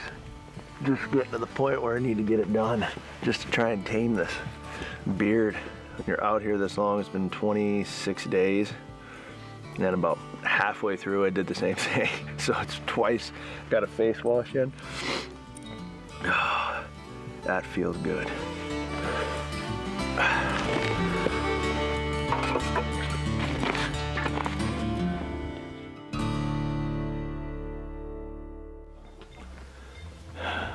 Today was another bust. Surprise. We got all the way down that valley and we hit snow that was thigh high on top of muskeg that was a foot deep. I don't even know where to begin to tell you about today. It's so demoralizing. I mean, you think you got it, you come up with a plan, you're like, all right, this is it. This is gonna be our time to hunt. I mean, we get 2.5 hours down the valley and it just closes in. These horses are so tired. I mean, they're still healthy, they're just tired. We've taken them a long ways. I don't know how many days it is, 20 some odd days right now, 24, 25 days. I mean, I think we have 7 or 8 days left and the pressure is mounting hard. I mean, right now we have just traveled the globe on a horse. We have trailed, we've done everything. The weather, it's kicked our butts. We're getting our tails whipped out here. It's just this weather moved in and it's literally closed us into an area that's like, what we can basically see right here is what we can hunt. And it's making it so hard. It's so frustrating. Now it's come down to this, where we have the time to do it. We're here in a camp and we can't get around. The snow is 3 feet deep. Anytime you try to go anywhere, it just puts you out of commission. I don't even know what to do. You know, in our world of outdoor television, sometimes, you know, even we as producers and hosts, we get so caught up in, you know, it's all about getting an animal on the ground. It's all about getting out there and getting an animal down. And, you know, for us, on one hand, it is because, you know, we eat what we can knock down, but on the other hand, you know, it's not all about that. It's about doing this a certain way. And right now, the way that we're doing it, we're losing. We're losing that battle, and we're losing that battle bad right now. You know, last year, Drop Project Alaska, I was at this point, at Prayer Point, I was there. And right now, I'm there. I'm at that point where I cannot stand it any longer. I don't know what to do. I don't know the decisions to make. It's tough. This is real tough. As much as it's driving me crazy, I don't know if I'd have it any other way. You know, it's a challenge, it's a mental challenge, it's a physical challenge, and I don't want to get caught up in just the end game. I don't want to get caught up with, you know, it's all about getting that animal and getting him in my hands. I mean, it's ridiculous. It's a suicide mission. As much as I want to do it, I'm just done. I'm so frustrated right now. Every day we have a plan. Every night when we go to bed, we have a plan for the next day. The problem is that next day has a plan for us that we're not aware of. And we never know what that is until that sun comes up. I mean, tensions are tight, very tight. Just gonna try and clear my head tonight, try and figure out what tomorrow brings when I open my eyes. I mean, that's where I'm at with it. I'm gonna open my eyes, I'm gonna step out of that tent, and I'm gonna look around and try to figure out what tomorrow's plan is tomorrow. The pressure is mounting because we've got to get some animals on the ground. We've got to find them, we got to hunt them, we got to kill them, we got to do it, but we can't because Mother Nature is kicking our ass.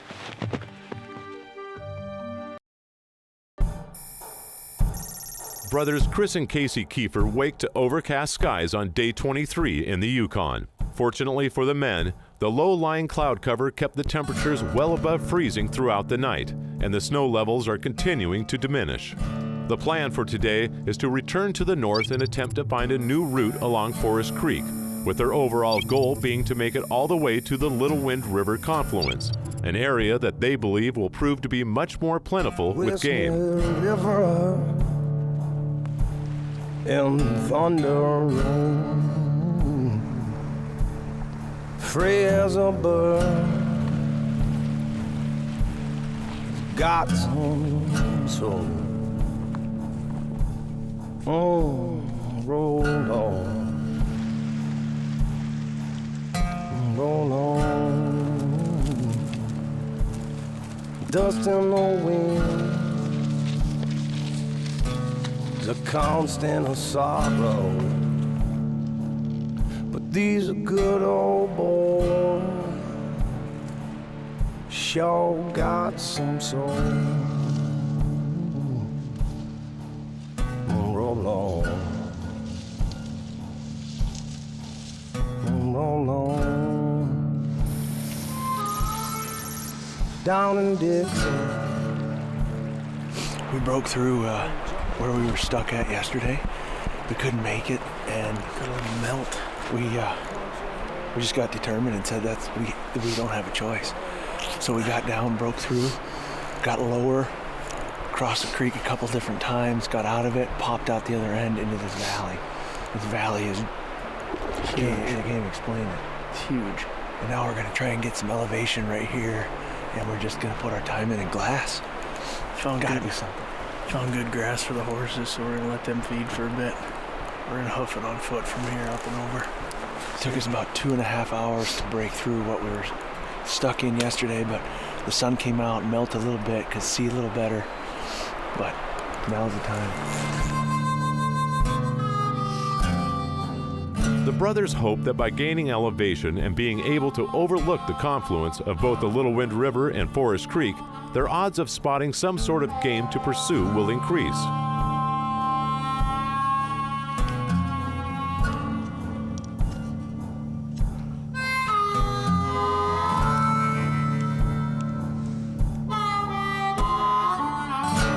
The remainder of the day is spent glassing by the warmth of a fire, but to the brothers' dismay, no game is spotted.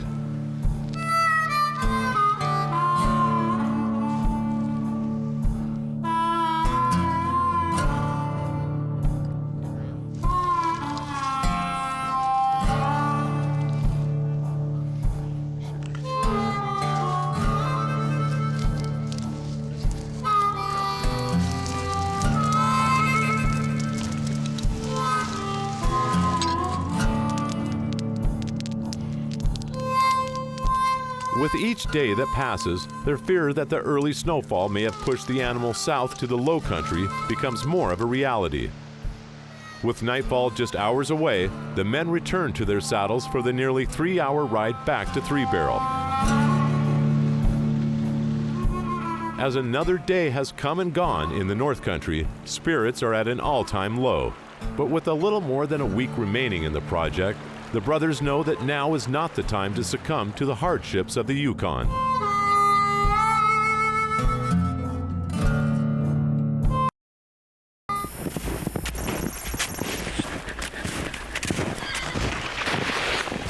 It's early on the morning of day 24, and Chris and Casey Keefer have a slightly different strategy in mind for today. Knowing that it generally takes about 2 hours to wrangle and saddle the horses and prepare their gear for a day's ride, they begin long before sunrise, working by the light of their headlamps.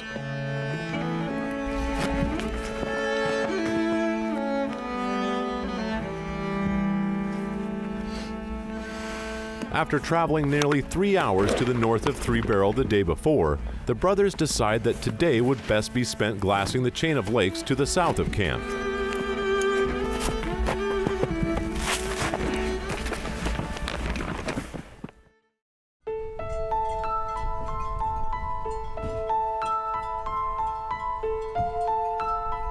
We're gonna try a different direction. We've been going this direction for a couple days now. We're gonna go this direction. It's our last hope, and if after that we're gonna have to split up.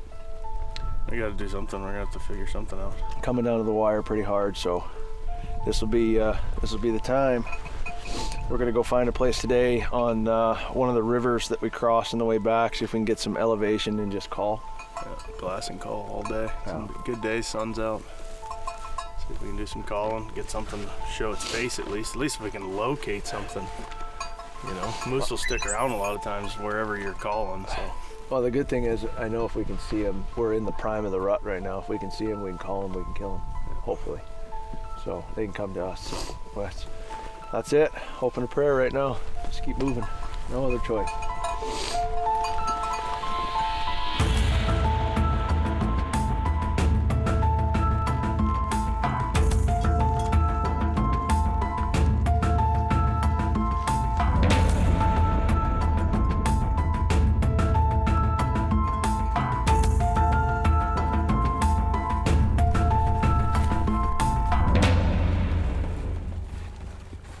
Not long after sunrise, the men have positioned themselves high on a mountain 2 hours south of Three Barrel. With no other plans in store for today, the team fully intends to spend as much time as necessary glassing from their vantage point.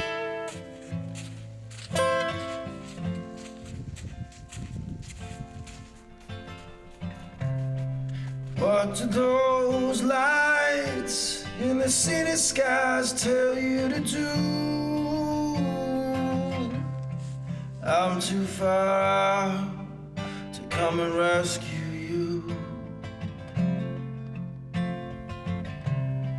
Did you forget all our memories? Well, find that road that will lead you back to me.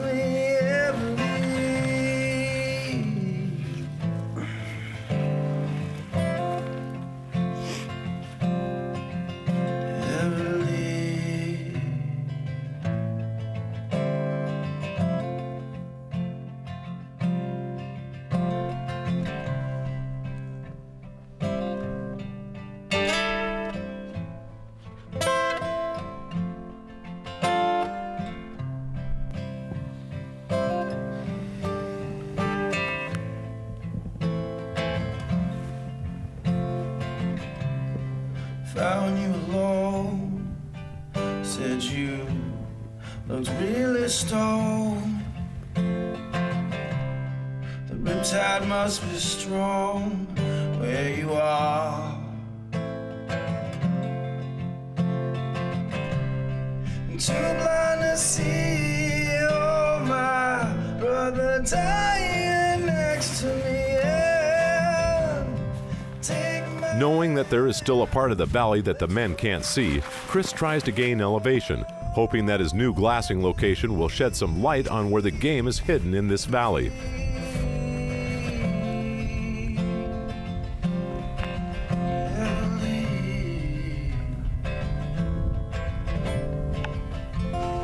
I walked around, I just hiked up around the other side of this mountain. Casey's glassing on that valley over there, so I just kind of hiked around the edge all the way around to see if I can get on the backside here and see if I can glass it. Nothing, as far as I can see. I'm kind of dumbfounded, I'm not gonna lie. I'm just kind of like in a daze. I don't know what to do or where to go. I don't know.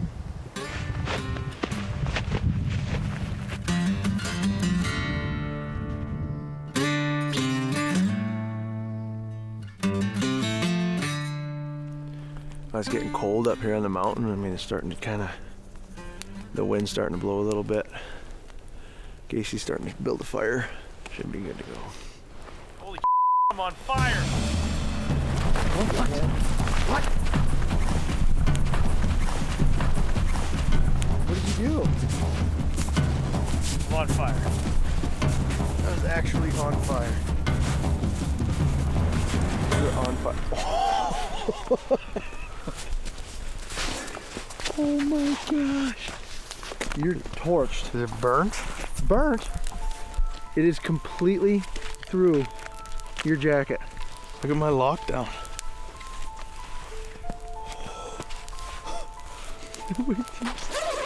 Is it like burnt? No, your other jacket's burnt though too. Bad. Look, it's in the shape of your lockdown. That sucks. As the conditions over the past week and a half have called for upwards of 5 layers of clothing, the heat of a fire is always welcomed. But in this case, Casey was too close. Luckily, only the outer layer was ruined, but due to the limited amount of gear each man has with him, the loss of a jacket could prove to be crucial with nearly a week remaining in this rugged country. I was on fire. You were on fire. I was actually on fire. I mean, I know it's bad right now, but I don't know if you need to light yourself on fire. Look at this. Did I not just say 5 minutes ago I would rather light myself on fire because it would be more pleasurable than sitting here? I'm pretty sure you And did. I actually caught on fire. I still don't understand. Job. Book of Job. With daylight dwindling, the men worked their way back to Three Barrel after another day of no success. They've now traveled nearly 25 miles to the north and south of camp without even laying eyes on an animal. Tonight, the men will reevaluate their strategy as they know that something needs to change if they're going to turn this project around.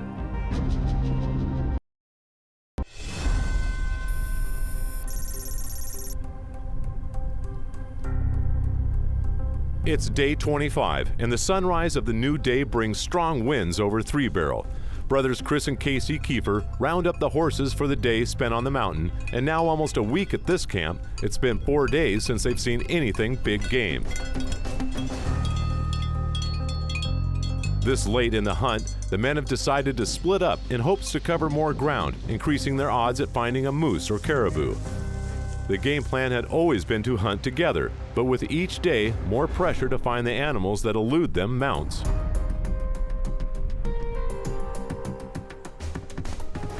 Time is ticking on Project Yukon, and the brothers need to make something happen.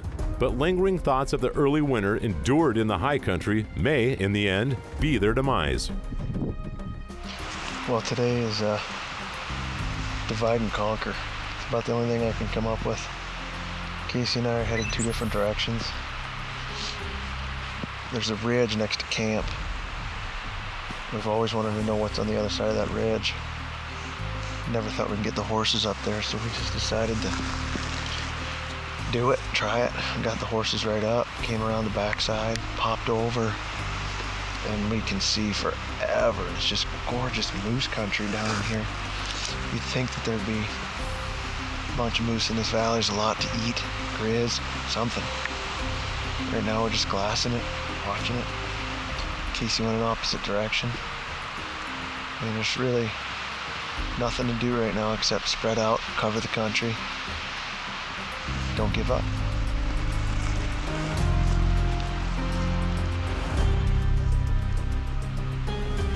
As the day continues, the strong winds do as well. Both Chris and Casey spend all day on the mountain glassing the many valleys and draws around them. Covering miles with their optics, not one animal is spotted. The belief of early winter pushing the animals out of the upper draws continues to be a reality, and now at the northernmost camp in the concession, they've reached the end of the line. The plan was to get extracted from this location on day 32, but to hunt another week from this camp is certain death.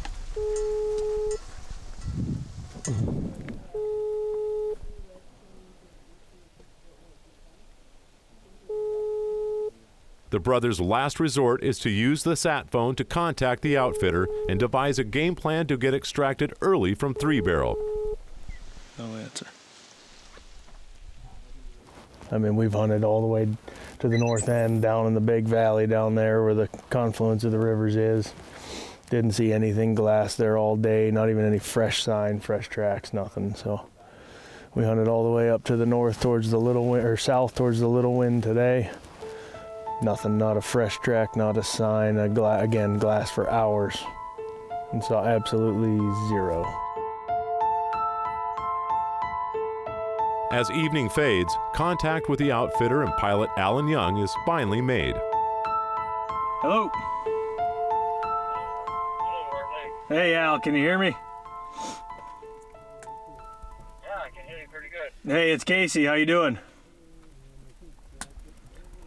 Casey, not too bad. I'm coming over there tomorrow morning. How are you guys making out? Oh, we're doing. We've gone all over hell's creation over here looking for something to kill, and we can't find a damn thing. I don't know what the hell's going on right now. This year the winter has come a little bit earlier than it normally has as well. But What we'll do is we'll stay here in camp in the morning, and we'll hang here in camp and we'll wait for you to get here, and then we'll kind of talk about it tomorrow, and we'll go through it all tomorrow morning then. okay, Casey, sounds good. Okay, see you tomorrow, Al. Thanks. Bye.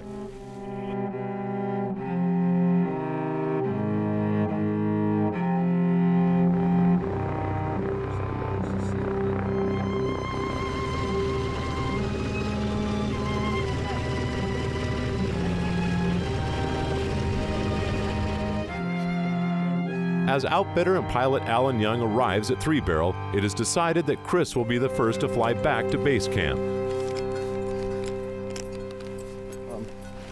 Saddling up my horse because I'm going out today because of the plane situation and everything to a different location. And I'm just saddling this up with Casey. He's gonna take my horse. This guy is a solid horse. Good luck. I will see you when I see you, I guess. Yeah. If the weather holds, we'll be out here tomorrow. I have no idea where you guys will be. No matter what, we'll see each other back at Heart Lake on the 23rd day we fly out, or 23rd, day like 35. So. Yep. All right, we're out, man. Kill something. Get her done, son. We're out. Good luck. With the game plan now decided, Chris will make the 45-minute flight back to base camp with pilot Alan Young. A distance that took the men almost 4 weeks to conquer with horses will now take less than an hour in the winged Super Cub. It's a bittersweet day for the brothers, but a necessary one. Lonely road to travel, a heart made of stone. Trapped inside this prison, where does time go? I've been searching so long. I've been singing the same old song so long. So long, I wander in a valley full of empty dreams, full of bones of lives passed by. What does it all mean? 'Cause I've been searching so long. I've been singing the same old song.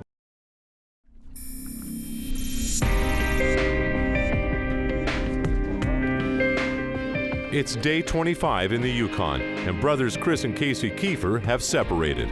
With Chris safely back to base camp, the day of flying is cut short due to high winds in the altitudes above the mountain peaks.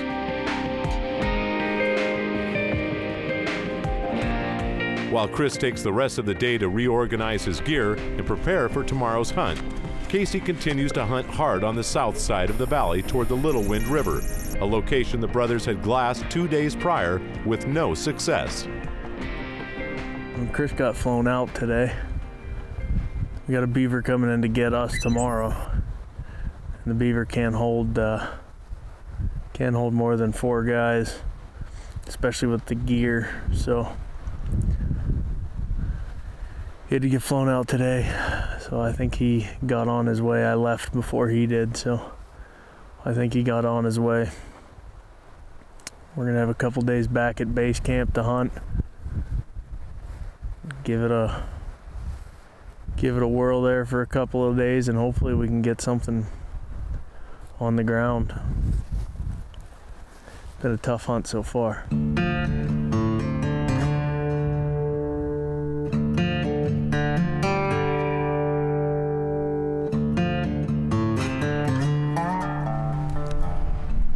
Been sitting up on this hill for a couple hours glassing now, and glassed every square inch that we can possibly see for the last like 3 hours. The wind is just howling up here right now, but it's nice down in the bottom. Doesn't look windy in the bottom at all, but we haven't seen a single thing. Zero movement, no caribou, no grizzlies, no moose, nothing. Just adding to the torture that this camp has been. I mean, supposed to be good moose and everything in this area, good caribou in this area.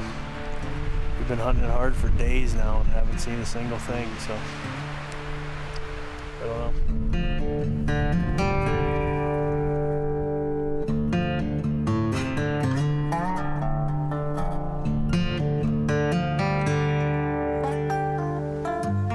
Well, I flew in here today and I got separated from Casey, and I don't know if he's gonna make it in or not. The weather is changing pretty rapidly again. Where at that time, we were here in the summer, we were here in the fall, and now we're here in the winter. I mean, we've just been here, we've been outside for a long time. It takes its toll on you. Now, I don't know whether I'm gonna see Casey tonight, tomorrow, I don't know. But I do know this, I'm hunting in the morning. We've talked it over, we're prepared, no matter what happens, we hunt. If we have to be separate, we're separate. This trip has not been nearly what I was expecting or nearly what I was hoping it would be. It just seems like every time we try something, we get a door slammed in our face. So, I don't know, it just weighs on you when it's I think it's exaggerated a little bit because we've been out here for so long, and it's just like you don't have anything else to think about when you're out here except that, which makes it tough. Well, if we separate, we basically increase our odds, and at this point in the game, it's time. We set out on this journey together, but at the same time, we'll finish it together. It just may be something a little bit different in between. Hopefully he can get something down. We're at the end of our rope here, and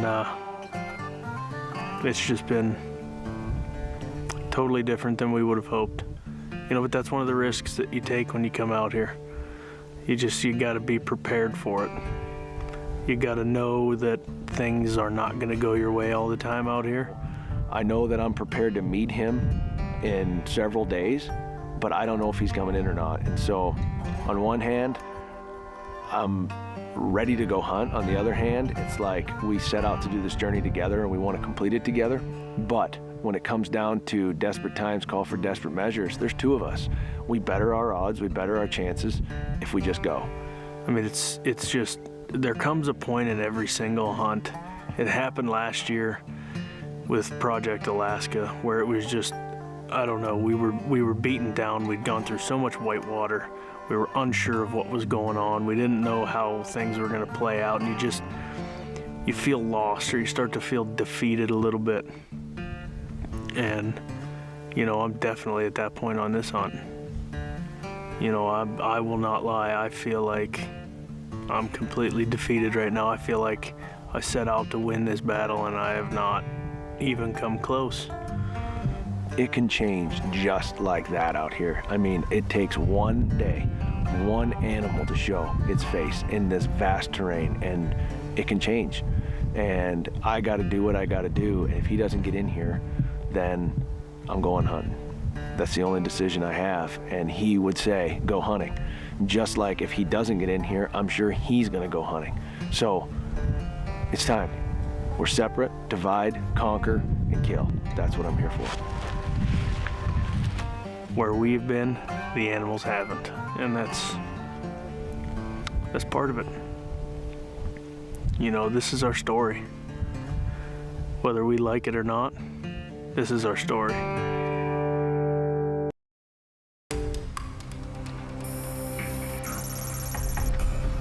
It's the dawn of day 27, and for the first time all hunt, brothers Chris and Casey Keefer wake up in different locations.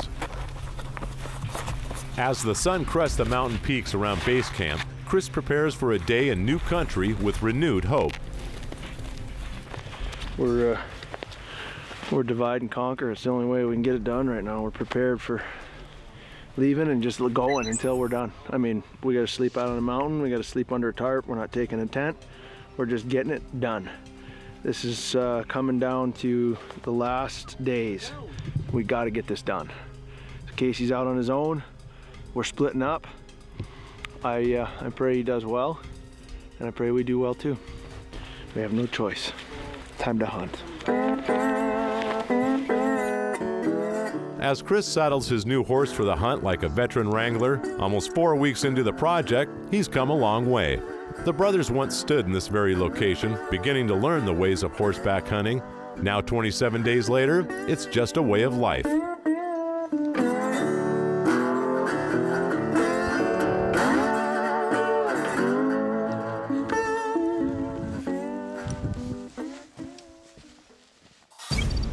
The game plan for day 27 is to head east from base camp to Carpenter Creek and Glass, a 2-hour ride. From there, the men will head east down the valley and camp overnight in the low pines. That is, if they don't find a moose first.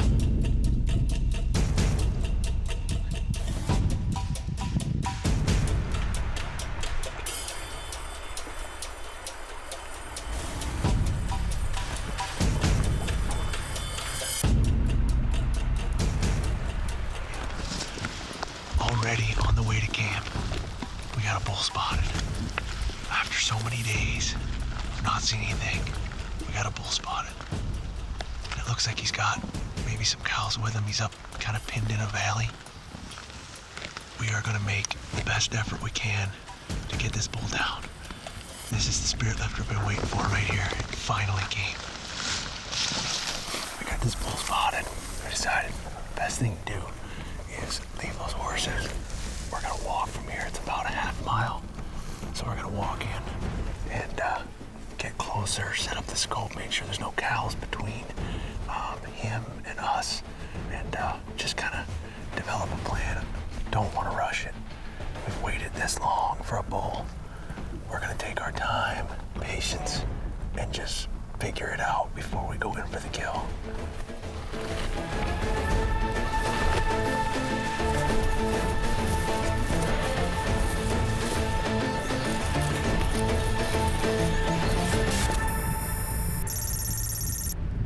Meanwhile, back at Three Barrel, Casey glasses once again after another flight day has been canceled from high winds.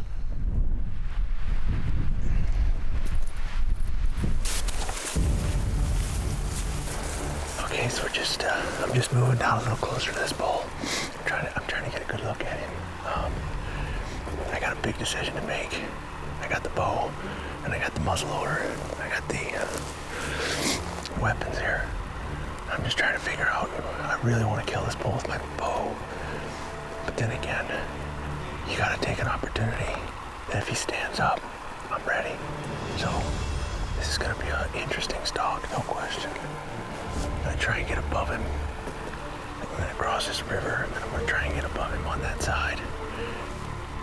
See if I can't come down on him a little bit. The wind is kind of swirling up down in the valley. He's just laying down, which means he's probably got cows, which is another bonus, because if he stands up and tries to go, he's not going to want to run right away, because he's going to have cows in there. He's got to have cows with him.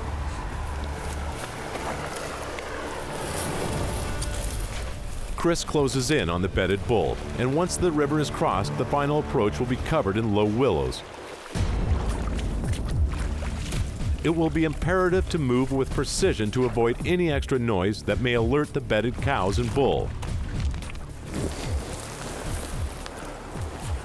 Made it across the river. I'm just gonna slowly creep it through this stuff. These willows are loud. I can just see his tips up there.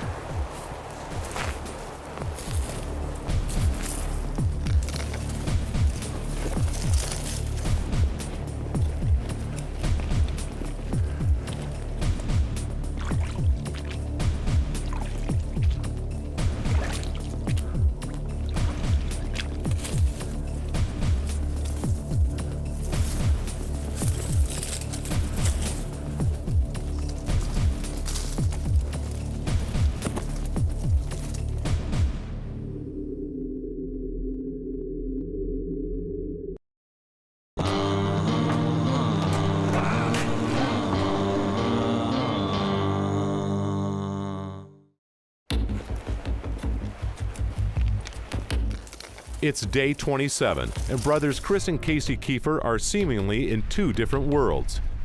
Back at Three Barrel, Casey is trying to make it through another day of unsuccessful hunting, while constantly wondering the fate of his brother back at base camp. Now 3 hours east of Heart Lake and 80 miles south of Casey, Chris is finally in pursuit of a bull after almost 3 weeks of waiting. 320 to the red brush. Yeah. So he's about 380. Up to the right. 380 yards up to the right. With this willow, we're not going to get in bow distance unless we call him to us. Right now the wind's going this way. We're all right. Just try to play the wind off. Wind's coming this way. Each one, like throughout these willows, are so thick. They're so loud. You can hear us coming. He's in a good spot. Just gotta take our time. We have plenty of daylight left.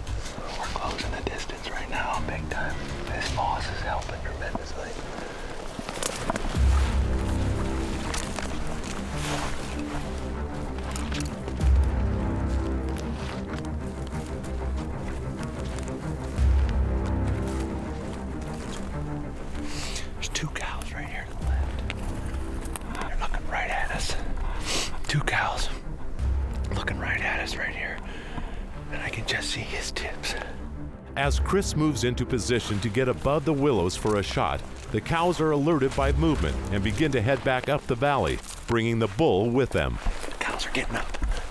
Right there. The cows are getting up. How far is he away? Right there. He's moving.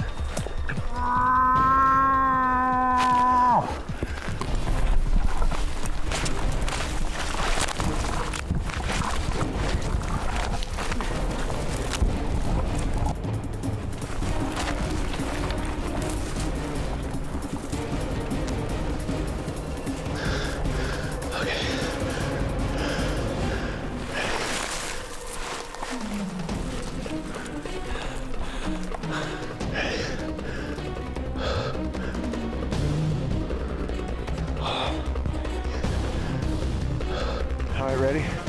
Here we go.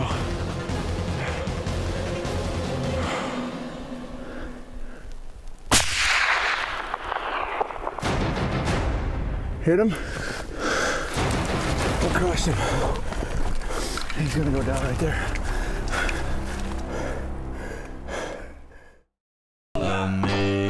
Amazing grace, what sweet sight. See her dressed in white. I once was lost, but now I'm found through her amazing grace and a soft cotton lace.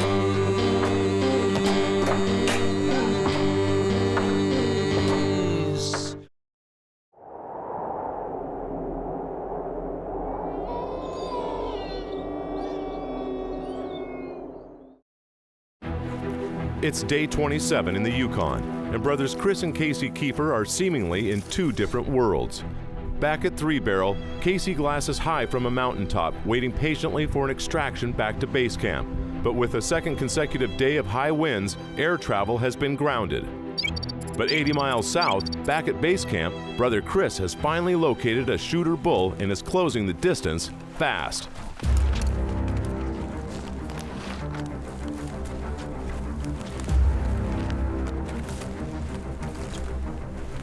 There's two cows right here to the left. They're looking right at us. Two cows looking right at us right here. And I can just see his tips.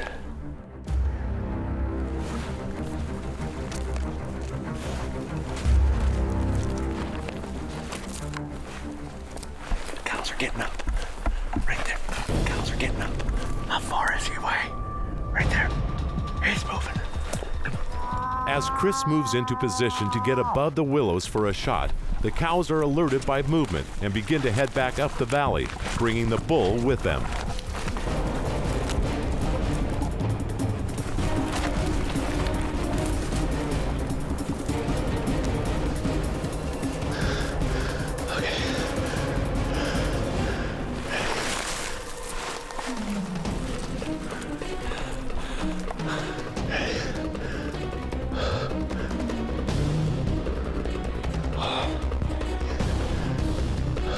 All right, ready?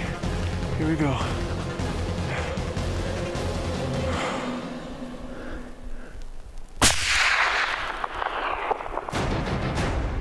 Hit him. We'll crush him. He's gonna go down right there. With one shot from the muzzleloader in the side of the giant bull, Chris reloads and moves into position for a follow-up shot. 390 yards. 150, 250, 300.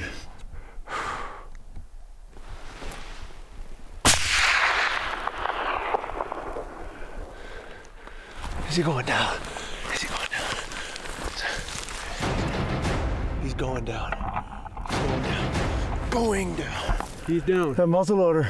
He's down. Hit him. Hit him.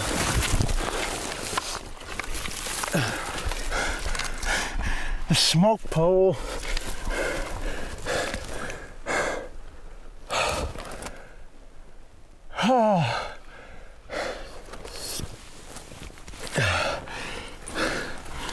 Nice job, buddy. Good job. You did her.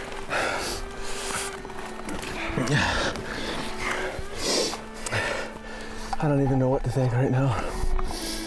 It's crazy.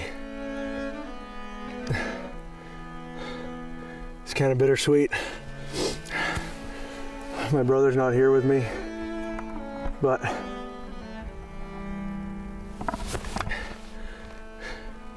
it's what has to be done. When you are in this mode, you got to just get it done. We divided and succeeded.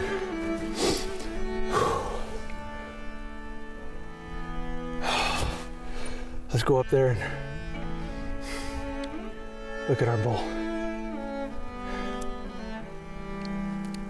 Yeah, the Yukon, something else. As Chris walks through the willows, excited to lay eyes on his Yukon bull, there's something missing. For the first time in 2 years, he approaches his kill alone.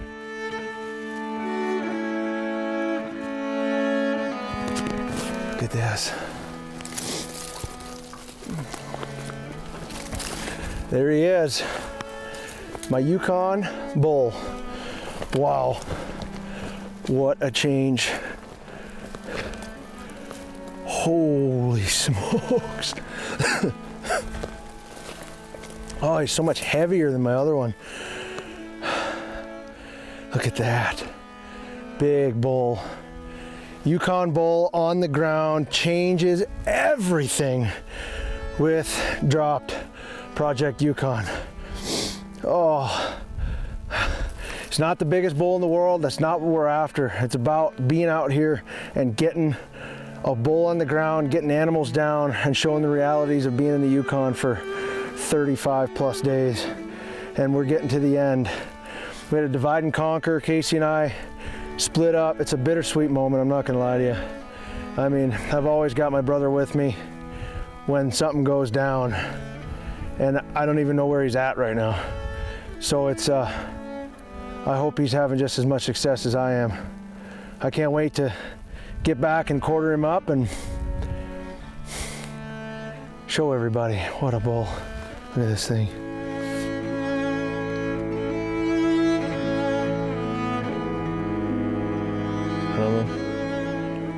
It's like a surreal moment because for 28 or 29 days now we've basically trailed around the Yukon, put hundreds of miles on, and I got to a point where it was a little disheartening, but perseverance, I guess. You just never give up, keep moving. And here we lay. Food, moose meat, backstrap, everything about it. It's fantastic. It's what this project's about. It is. It's not about a kill shot. It's not about how big the animal is. It's about coming out here, setting out, showing the realities of what it's like to do this for over a month, to live out here, survive out here, do all this, and end up with a trophy. This to me is a trophy. This is a Yukon bull trophy. It's a gorgeous animal. Gorgeous. That's what Drop Project's about, in my mind.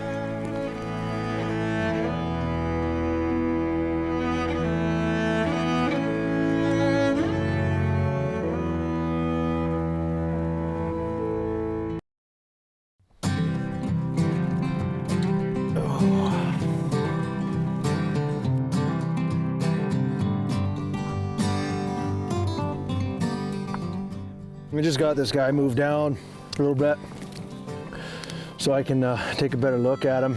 Great moose. It's just one of those things. I'm just sitting here looking at this guy, looking at what we've done, and looking for someone to talk to. And my brother's not here, so it's just so weird. I'm not gonna lie. I'm super stoked. I could not be more happy. I mean, we came out here, set out here to do this. We wanted to kill a moose, wanted to kill a bunch of animals. The Yukon was winning, no question. Weather, Mother Nature, you name it, 30 some days takes its toll on you. I mean, we had no choice but to split up. And you gotta do it. You just gotta get it done. You can't just give up and say that's it. You just gotta do it. Today's September 17th. It's day 28 or 29.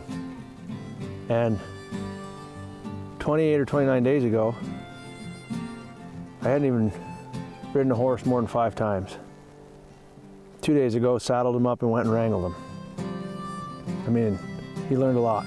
I learned a lot. Project Yukon. It's a culmination of a bunch of things. But this is a Yukon moose. For Chris, pulling out his tags and notching the date of the kill is like a boy etching his name in a tree. It not only creates, but solidifies a memory that will far outlast his ability to trek through the rugged wilds of the Yukon.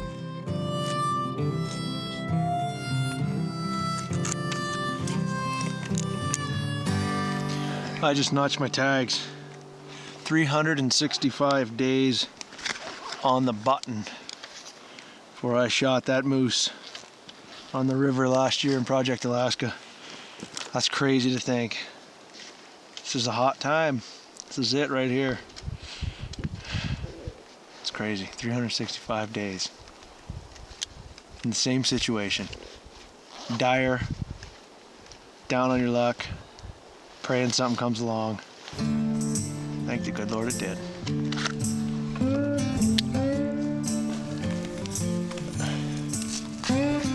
As the peaks of the rugged mountains behind Chris begin to cast the sun's shadows, he knows his chances of skinning and quartering the massive moose are running slim. He decides that to keep the meat from spoiling, it's best to quickly skin the moose and pull the entrails out to allow as much heat as possible to escape. Tonight, he will return to camp and ready the pack horses for their early morning mission to get the bull out of the field. Starting to get dark. Got a 2-hour ride back. Never thought this day was going to start this way. It did though. It was a good day, no question.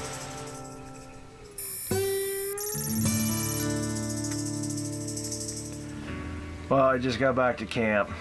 And I don't know, I'm absolutely whooped right now, completely exhausted, but sad thing is Casey has no idea I got him yet. Usually it's the two of us up there trying to tape that moose and do all that, but it's gonna be me.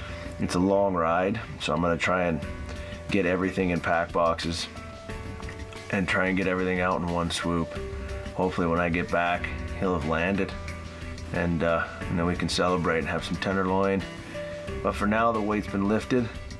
The Yukon changes just like that. Boom, just like that, moose down.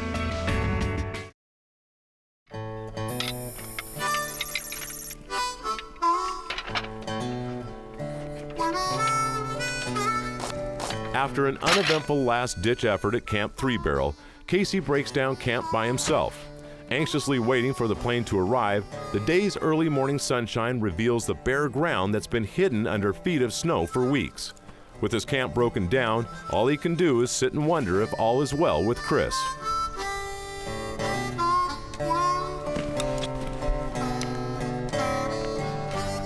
That's the last of the stuff that I've got in here, so just sitting here waiting for that beaver to show up so I can get out of camp. Just got done breaking down the tent, so it's my last day here in this camp. I'm headed back to a different one. I have no idea how those guys did last night, so I'm hoping they were able to get into something, but plane's supposed to be here pretty early. Not sure exactly what time. It's probably about 8 o'clock right now, so been up since probably 6:30, 7, breaking everything down. So now we just sit and wait for the beaver to get here. Once it gets here, we'll throw this stuff on and I'm out of this camp, off to a new one.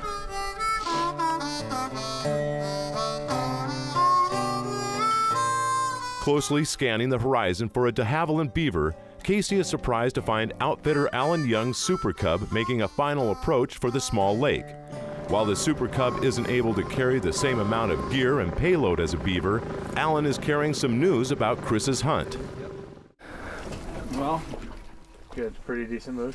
yeah. Good. What time did they shoot? 6 o'clock last night. That's weird, man. Yesterday we were standing there and I just had this feeling. I looked up and I said, my brother just shot a moose. And he shot a moose. That's pretty cool. Good for them. The beaver's not coming, so we got to get out on the cub here today. So we're gonna have to shuttle some loads back and forth and head over there, hunt for a couple of days and see what happens. That's the plan. Takes a big weight off knowing my brother knocked down a good moose. That feels good. It means we're gonna eat well.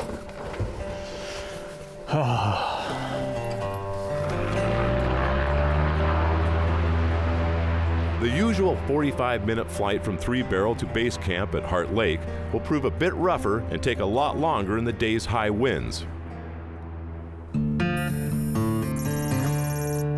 Back at Heart Lake, Chris has saddled the pack horses. With pack boxes in tow, each one of the 4 pack horses in the string will be called upon to help him transport hundreds of pounds of meat over 2 hours back up the valley to the small cabin Chris is calling home.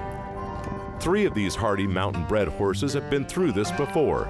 Their size and strength makes them ideal for this type of terrain, and just like snowshoes, their oversized hooves keep them from sinking too far in the deep muskeg while packing hundreds of pounds of meat on their back. Well, we made it back to the moose. Everything's good to go. Nothing touched him overnight, so it's good. I'm excited. I brought the buck knives with me, all the tag bags. We're ready to rock and roll.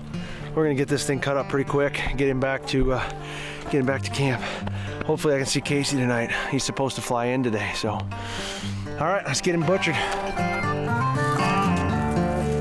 In the remote wild of the Yukon, losing a kill to a grizzly or pack of wolves at any moment is a reality. While Chris was extremely hesitant to leave his moose overnight, he knows that it was the safest decision. The valley he killed his bull in has been a hotbed for grizzly activity lately, and risking running into a grizzly in the dark while standing over a dead moose is simply not a smart decision. Skinning a massive moose on a steep hillside presents a plethora of problems for a hunter, mainly keeping everything as clean as possible to ensure the meat is able to keep for extended periods of time. As each piece of meat is meticulously separated from the carcass, the body of the moose continues to shift.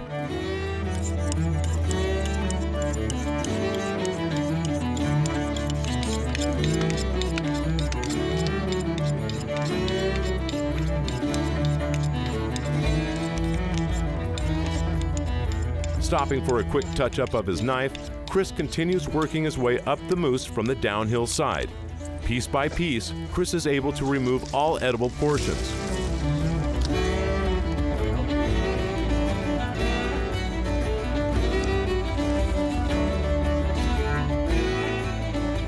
At last, the head is free from the rest of the carcass, and Chris will soon be focusing on properly loading the meat into the pack boxes.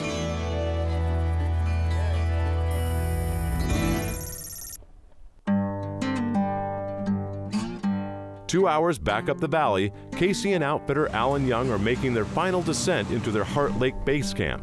Casey is anxious to talk to Chris and see his moose, but it will be hours before the brothers are reunited. Mississippi rising, the levee is bound to break. Hear my baby crying, saying, no more, no more, no more, Lord, Lord, Lord. There ain't much more that I can take. Mississippi rising and the levee gone to break.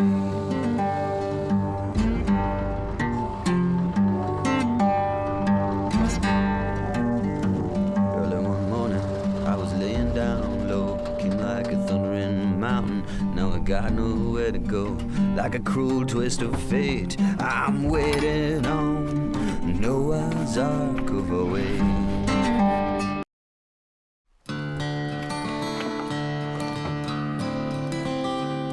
Having safely arrived back at base camp, as Casey unloads the plane, he can't help but think of the amount of work Chris has ahead of him, and though he wishes he could be by Chris's side, he is excited to spend the rest of the day with a solid roof over his head. We just got back into our last camp. I just got flown in here, so Chris has been in here for 2 days. He flew in 2 days ago, and then those guys went out yesterday, and he actually he killed a moose yesterday. He supposedly killed a pretty good one. I haven't talked to him yet, but I got word from the pilot that he did kill a moose, so that's awesome. I guess those guys are over there right now quartering and packing. They're gonna be back this evening. You know, I can't fly and hunt in the same day, so the rest of today is pretty much shot for me.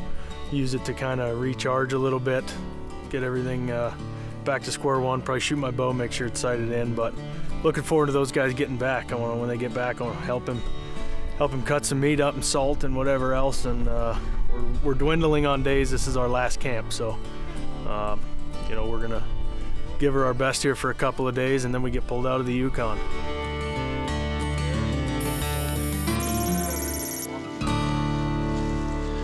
Well, sort of the hard part's done. Actually, the easy part's done.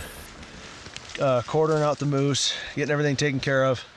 Law is you got to take every stitch of edible meat, so we've got everything dialed in. Got the cape off. Now the hard part begins in the fact that it's a puzzle. The key is to have an even weight and make sure that the horses are going to be tight. So we're just kind of right now weighing everything out, seeing what we have, making sure we got enough pack boxes, because you can't take those antlers or anything out until you get all the edible meat out. So that's A1, number one plan, is to get all this meat packed in the right spots, the right weights on those horses. We'll bring them up one at a time and load them, and then it's back to Heart Lake.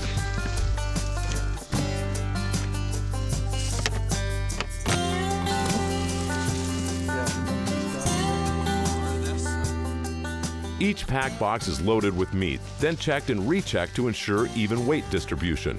One by one, the horses will be brought up to the kill site and loaded with the pack boxes.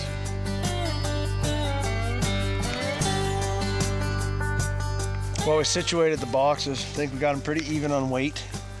Now we're just gonna bring each horse up individually, and it's gonna be heavy to get them up on there, but it's gotta happen. A mature Alaska Yukon moose kill yields hundreds of pounds of meat.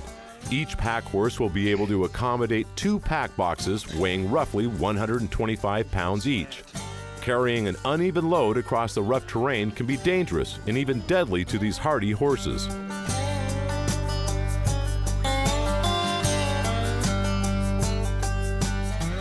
Got both front shoulders in there, even weight, tied up pretty good.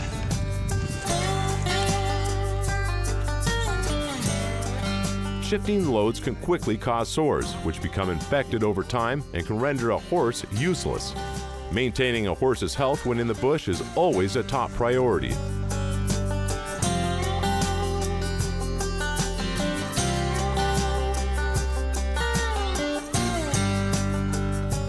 The first 3 of the 4 pack horses in the string are loaded without complications. But as Chris sets out to top pack the head, antlers, and hide of his moose, the youngest of the 4 horses has plans of his own. Guide Jesse Day leads the young horse closer to the kill while offering him comfort and praise. The one horse that we want to put the moose on is scared of the moose. We're just trying to get the horse used to seeing it. No big deal, just work with it, patience.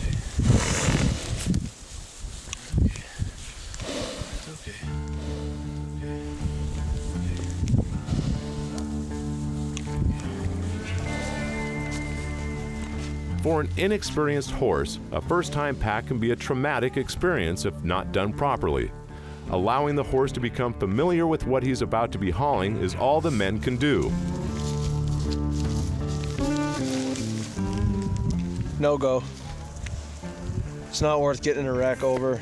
We call them wrecks out here because one horse will pull, flip it over. We've been in many wrecks. So we've got to switch horses. No? Back to the drawing board, just get a little reschedule here. Should be all right. All right, well, we found a good horse that is not scared of top packing this moose. It was heavy getting it up there. That cape weighs a ton. We're gonna cape it off the head, but we're gonna save it till we get back to camp. As we're running out of daylight again. Take about another hour to cape it off the head. So we just top packed it. Now we're throwing a diamond on it, and got to get it back to camp. We lightened the load on the side packs that way on the pack saddles here, so we should be all right. We just have to go slow and steady. It's a good horse though, not scared at all. Slow and steady, the official motto of any Yukon horseback hunt. For the next 2 hours, the pack string will wind their way back to base camp.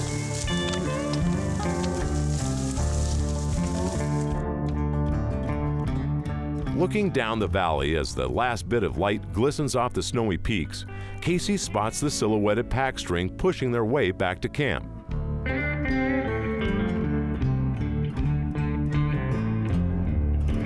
How you doing? Not bad. How you guys doing? Good, obviously. Better. We did it, buddy. We did it. Nice work. Oh. You got it all or what? Yeah, we got it all. All of it on what you got? That's pretty damn good.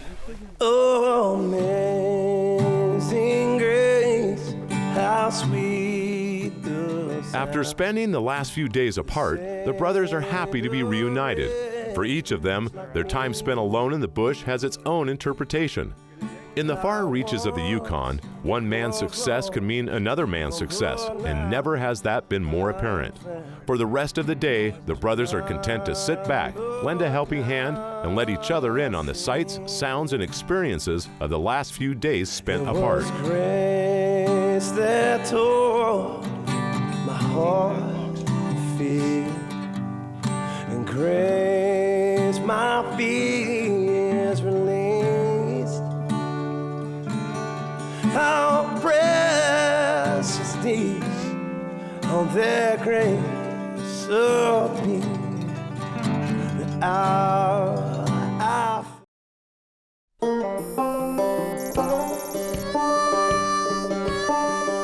It's day 29 in the Yukon, and brothers Chris and Casey Keefer wake at Heart Lake with a whole new outlook on the day. Having tasted success for the first time since Casey's sheep kill, the brothers welcome the amount of hard work that lies ahead.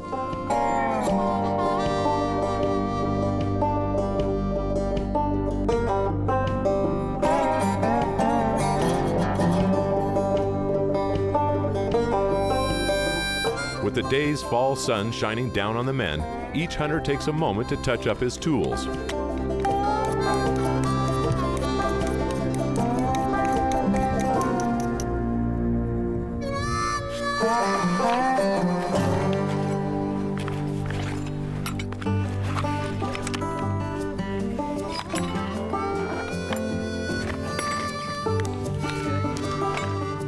It's been over a week now since the brothers have had a relaxing conversation, but in light of yesterday's events, now seems like the perfect time.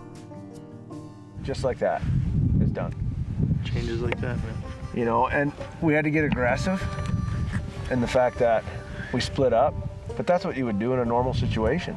Yeah. I mean, if on any circumstances, if there's two of us hunting, you get to a point we had to split. You have to. And I'm not gonna lie though, it sucked not being there. I'm not gonna lie, it was brutal not having you there, man. I mean, I was sitting over there in camp that day, just like, you know, what if he does kill? If he kills, and then I had that feeling at 6:56. I was like, yep, he killed. Out of nowhere, I just said he killed. That was about an hour after we actually shot. It's one of those things though, like when I shot, like the culmination of everything came to, there's a moose, and I'm gonna provide, and this is gonna be awesome. It's now. And it's now or never. Yep. We do the move. This is so hard to bow hunt in out here. I mean, it's ridiculous. It's a bow hunt. I mean, it's doable, but it's not. Yeah. It's not favorable. No, and look at, like, you're shooting a mature, giant-bodied bull moose in the middle of the rut that's got cows with him. Yeah. I mean, those cows he took are it what like got a us. champ. Well, you know, what I mean? after I shot, it was like I turned around and I wanted to celebrate with somebody. I don't know, it was kind of a surreal feeling. I was just sitting there going, wow, okay. Here I am. You know, it was a gut check moment because, you know, I mean, we've been through so much, and then to go out and get it done and then turn around and just be like, what just happened? I mean, I was so just confused and like, I can't believe it just like that. Yep. It happened. But the key part of that is it happened.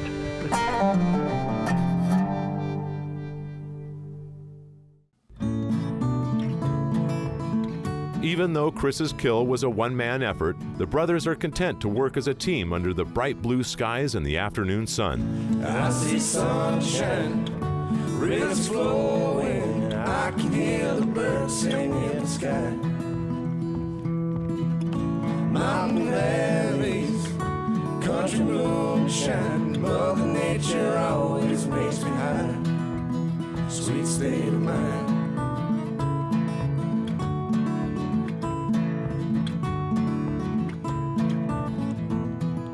As the finishing touches are put on the cape of Chris's bull, the brothers know there is still much work to be done. After all, there's still a meat cache to be built. Sweet state of mind. Well, this is a better journal entry for sure. This is a good journal entry for me. I've been waiting to do this one. We got a kill. We got a kill down. You know, I got flown in here and I didn't know if Chris had killed yet or not, and he finally did. I mean, you go from having the lowest of lows and hunting as hard as you possibly can and being able to see miles and miles and miles of terrain to all of a sudden you're on it. You're in the moment. You've got the animals in front of you, and that sense of accomplishment's great. You know, I could tell instantly when I saw him. I mean, he had a different look on his face. He was a different person. He was happy. He was excited. You know, you could tell it was like boom, like just like that. He was rejuvenated. Just a spirit lifter, really is. Yukon can throw everything at you at any point, and it threw everything at us. You know, I'm hoping we got one more in us. I really am.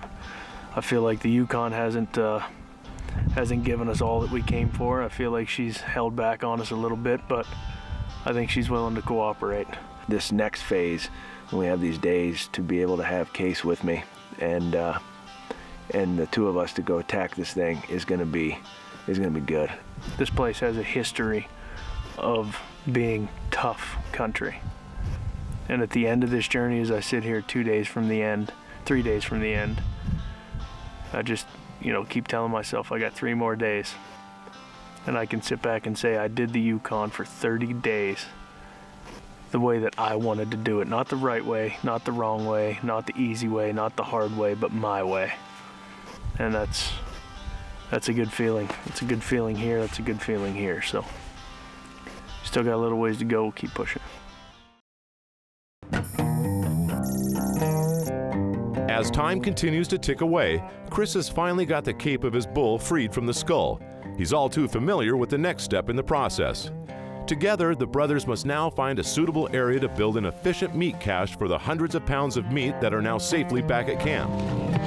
All right, we're getting a meat cache built up. We got the moose skin, quartered, cape, that whole deal. Yesterday we used pack boxes to get them back.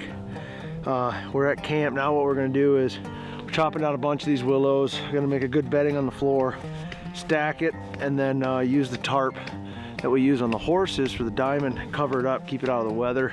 It's cool temperature. We don't have to worry about prepping it as much. We just have to keep an eye on it. Got a couple of days to really watch it, peel off what we want. It should get a good hard crust on it. We're good to go.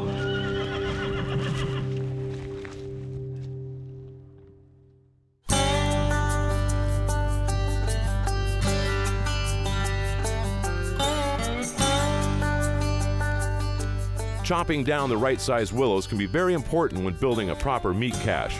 Chris knows that there are 4 important steps to this process. Keep the meat cool and dry by surrounding it with moving air, keep the meat clean, and keep it out of the sun.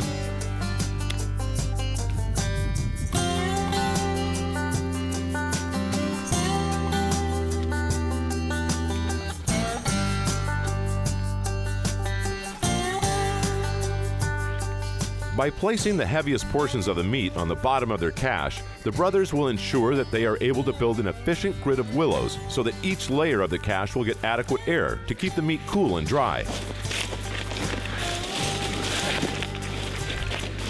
Okay, here's the first set, and that back strap. Let's get that on here. How are we looking on willows? I'm thinking if we put the strap down on this end, Yep.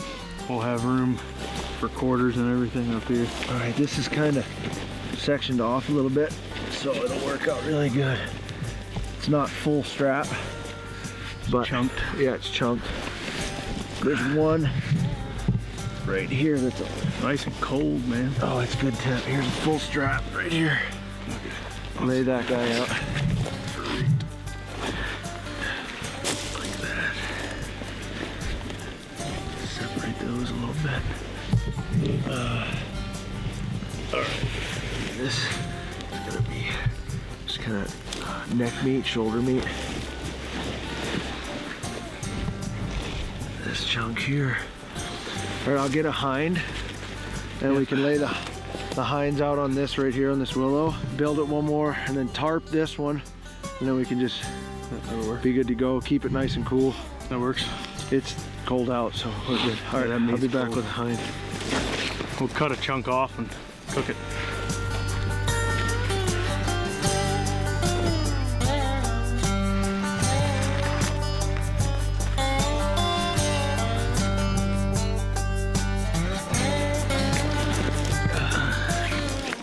is a quarter of meat right there.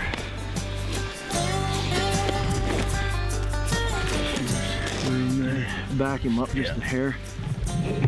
Ready? Yep. Alright, and then we'll lay it. And then we'll put everything else on top.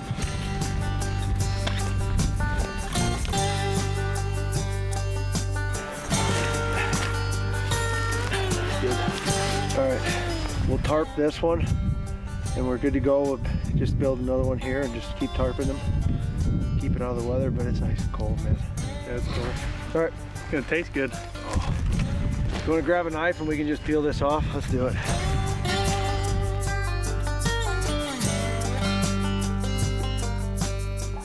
The last step in the cache building process requires covering the meat with a tarp. This tarp helps to keep the meat's temperature low by shading it from the sun, while also shielding it from any scavengers in the sky.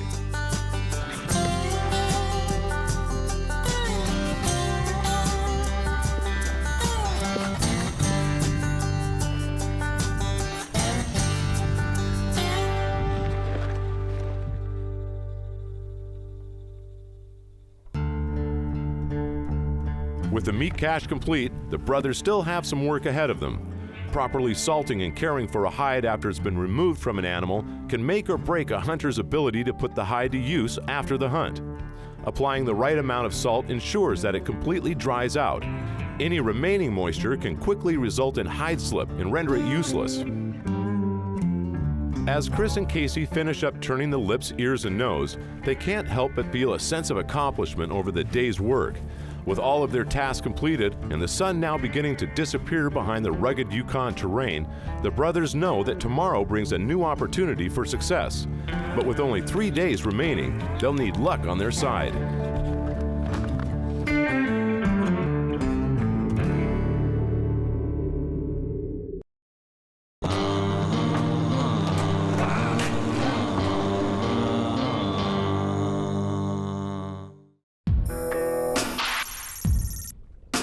Day 30 in the Yukon begins at Heart Lake for the brothers Chris and Casey Keefer. After checking the hide in the meat cache that was completed the day prior, the men gather their gear and prepare for the day's hunt. Well, we got 2 days left here. It's we got today and tomorrow. It's about 9 o'clock, 9:30, somewhere in there right now. We're just grabbing our stuff, getting everything ready. We're gonna head down the valley back towards where Chris killed his moose. May run into another moose down there, look for grizz, look for something. So only got 2 days left to try and get something on the ground. So we're gonna get all this stuff together and try to hurry up and get out here pretty quick.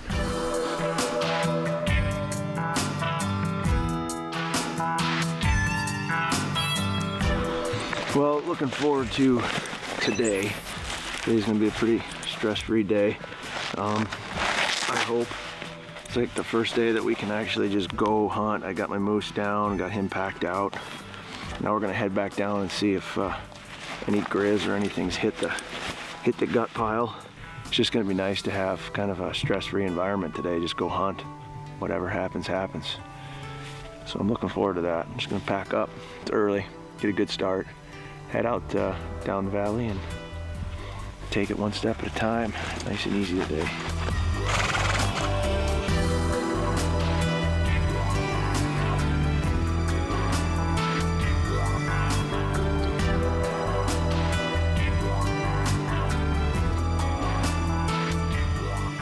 The plan for today, leaving base camp, is to head east towards Carpenter Creek. Knowing that this area provides perfect habitat for a rutting moose, combined with the opportunity to glass Chris's carcass for a hungry grizzly, leaves the men with high hopes for the day. With the echo of Carpenter Creek's headwaters in the distance, a bedded bull is spotted, just a few hundred yards off the main trail. With little time to react, the brothers devise a game plan.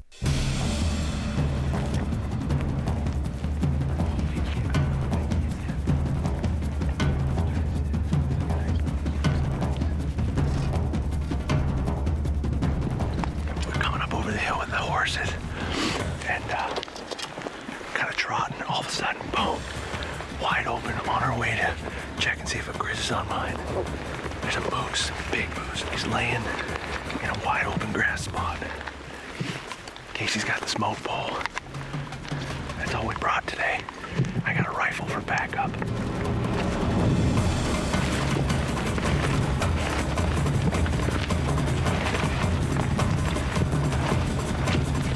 My only concern is he spots us on this horse trail. Coming this way. Looks like he's got his head dipped down. He's 280 yards on the side hill. He's about 300 yards right now. We can easily close that distance. He's just laying out in the sun. I don't see any cows. Just get down. We can at least get to where it's somewhat open. You know what I meant? I'm not. Just somewhere it's open. Shoot across there.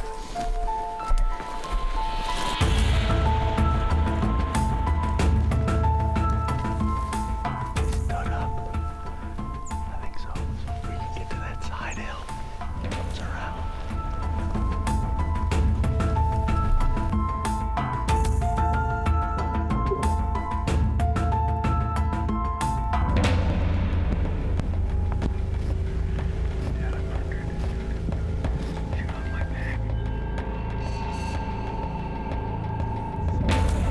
As quickly as the giant bull presented himself, he disappears into the thick willows without ever providing an ethical shot.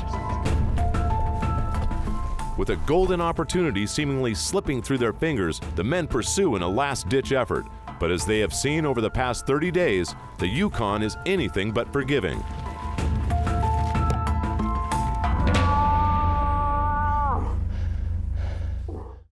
Amazing grace, what sweet sight. See her dressed in white.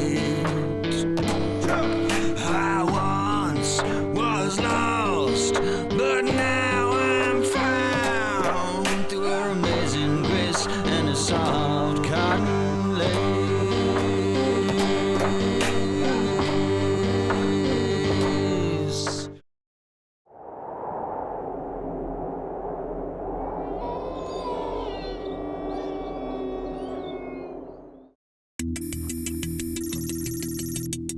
It's early morning on day 30 in the Yukon, and brothers Casey and Chris Keefer readied themselves and their gear for the day's hunt.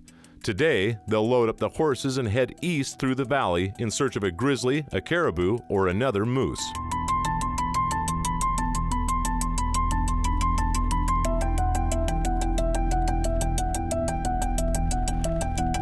The eastern corridor of this particular valley has shown lots of sign of life as of late. With time rapidly running out, this could be the brothers' last push. Constantly on the lookout while they ride, it's not long before the brothers find an animal.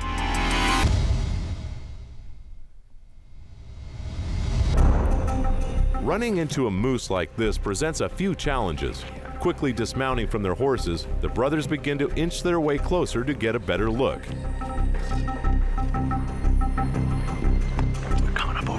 Horses and kind of trotting. All of a sudden, boom, wide open on our way to check and see if a grizzly's on mine. There's a moose, big moose. He's laying in a wide open grass spot. Casey's got the smoke pole. That's all we brought today. I got a rifle for backup.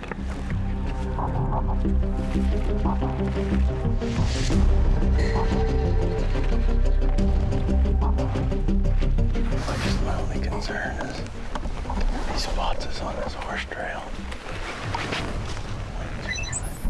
Coming this way. Looks like he's got his head dipped down. He's 280 yards on the side hill. He's about 300 yards right now. We can easily close that distance. He's just laying out in the sun. I don't see any cows. We can at least get to where it's somewhat open. Don't wet that. I'm not. Just somewhere it's open. Shoot it across dry.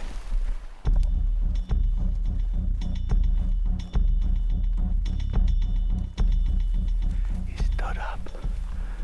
I think so. So if we can get to that side hill, he comes around.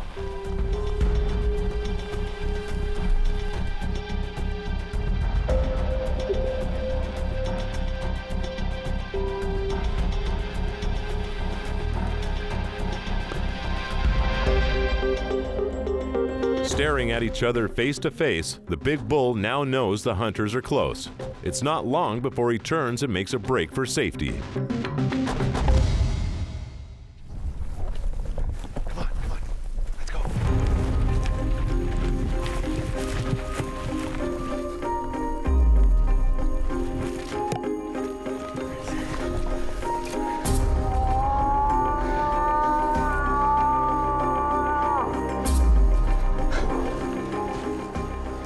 I don't even know.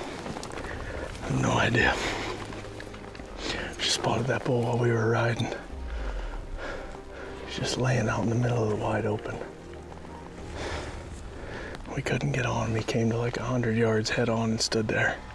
He turned and went around. I think he went that way, so we'll see if we can find him. Knowing that this mature bull has never seen a human, the men are guessing he won't run far, especially if he's got a cow close by. Banking on being right, Casey and Chris make a break for the horses. They know that mounting up and heading for high ground is their best chance of spotting the bull again.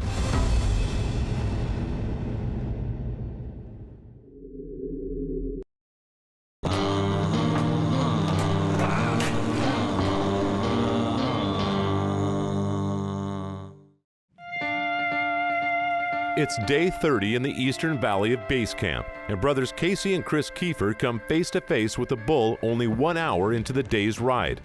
As the bull faded from sight, the brothers hit the saddles to make an attempt to track him down.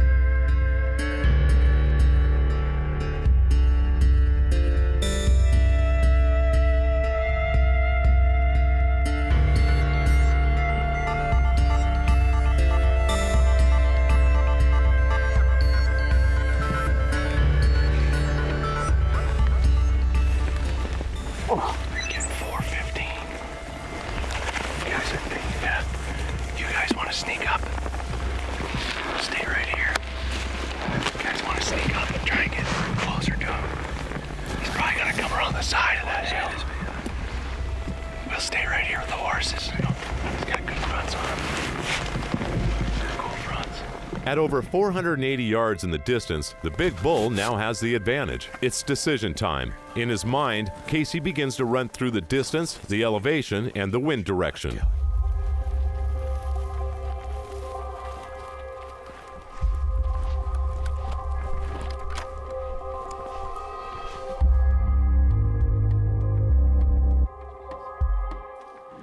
Casey went up around the corner right there. They're gonna try and close the distance on him. He's just kind of standing there right now. As Casey presses closer, he uses a small ridge in the landscape to shield him from the wary bull. They went around the edge. I can't see Casey. He's got to be getting some elevation. 285 yards. 285.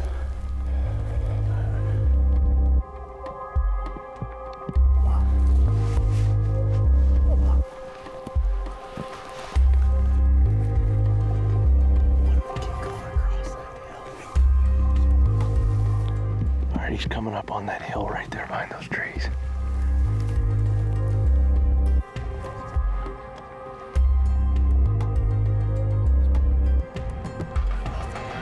Oh, there's a good opening.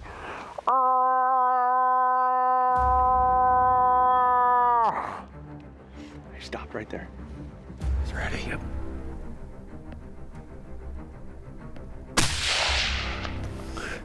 Hit him again. Hit him again. He got him. First one right there. Oh, he's got him the second time right there. That was good. Third shot. Come on. Come on. Go down. Go down. Down. Down. Oh man. That's a tough animal, man. We spotted that moose when we were coming down the trail right there. He came down, he was laying out here in the wide open. We got today left, and we finally get a moose. Man, that feels good. Finally get a moose. He was up there quite a ways. I had the muzzleloader with me, but there was no way. I mean, he was just too far. We got on him once. He kind of came out and was standing 100 yards head on, but he was through all this thick stuff. He turned for a split second, went around and disappeared on us. He circled all the way around and he came up above us right there. We were able to sink a few in him. Oh man. Day 32, I think it is, 31. Oh man, 31 days. I finally got a moose on the ground. I don't know where my brother's at. He was down below here glassing somewhere. All right.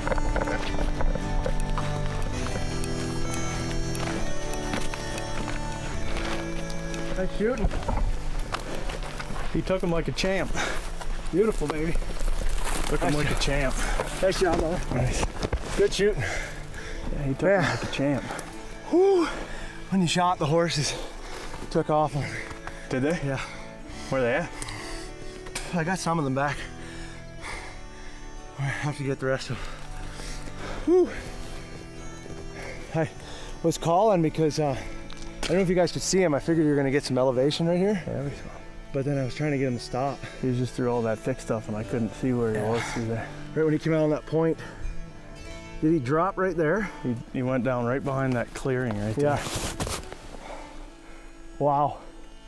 That changes things a bit, huh? Just like that.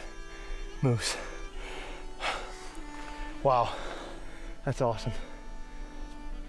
I can't believe he came circled all the way around us again. Well, yeah, he circled around that backside, came up that ridge right there, I think.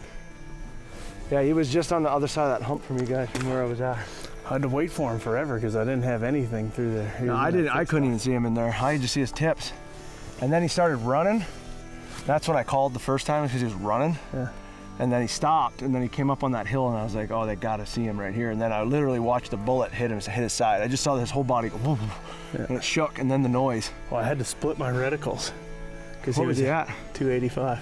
285. So I had to split the reticles because I got a 235 and a 335.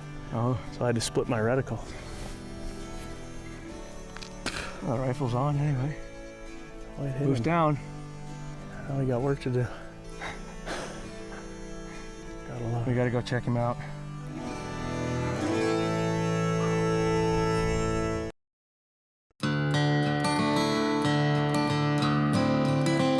For brothers Casey and Chris, the last 24 hours have proved to be totally different from the previous 29 days.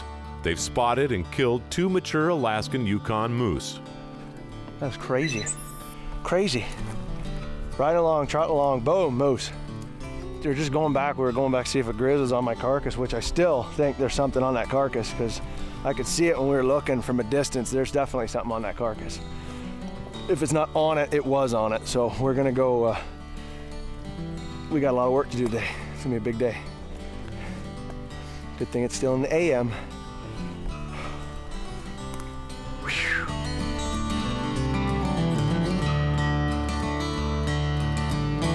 After unloading the gun and taking a quick look around, Casey takes a minute to load up his pack before the brothers head up the hillside to find the bull.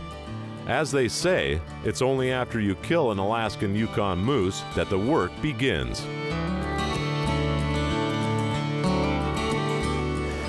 Let's get up there. What do you think, Case? Huh? So what do you think? We'll get up there. Take a look at him. Figure something out.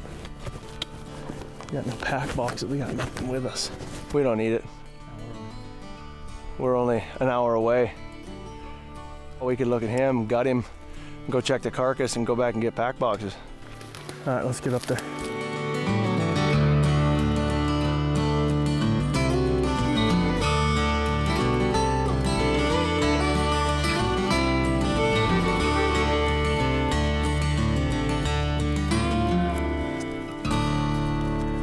There he is. Right there.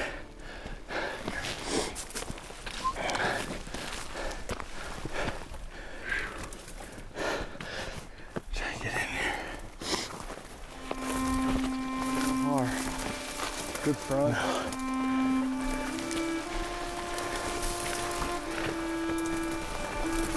Pretty sweet, man. There he is. Oh, front, cross. Boom, boom. Right there. That must have been that stray. This was the first shot, I think. Must have been the stray I had right there.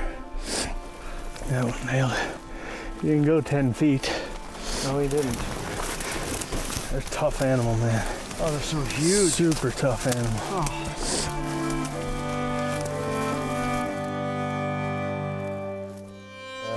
Long time coming. These cool moves, no question.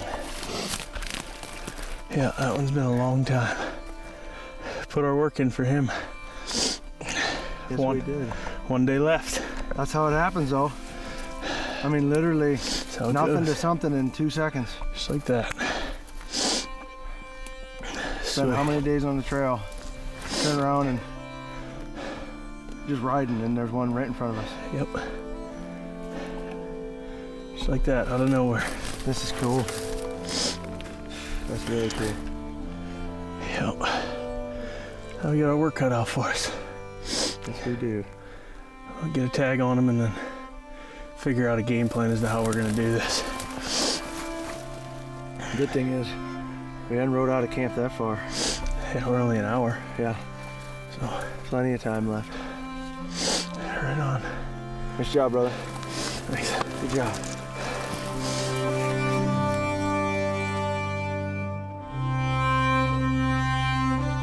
It's an incredible feeling.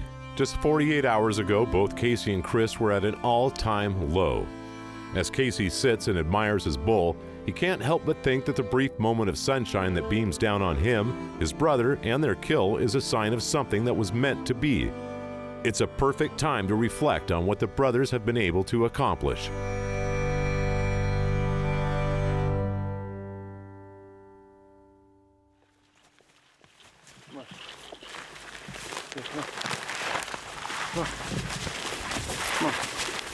I gotta tail tie all these horses together. When Casey shot, the horses ran a lot, so I just went and found him, and we'll get him all tail tied up.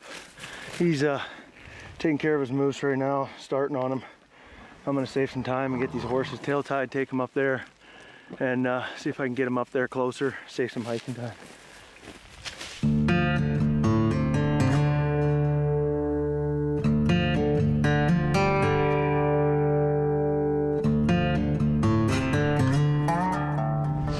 Just got that bull we got him gutted and we got him skinned off of both sides, basically all the way up to the neck.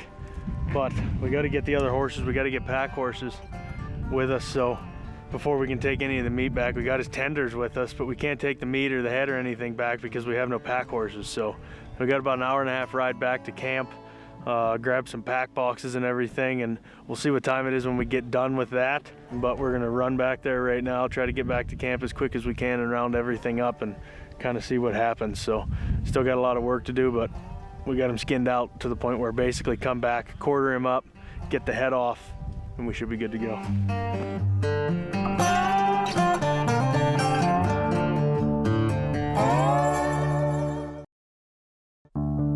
It's day 30 in the Yukon, and finally back at base camp, brothers Chris and Casey Keefer prepare the horses and ready the pack boxes for another day of hauling hundreds of pounds of meat.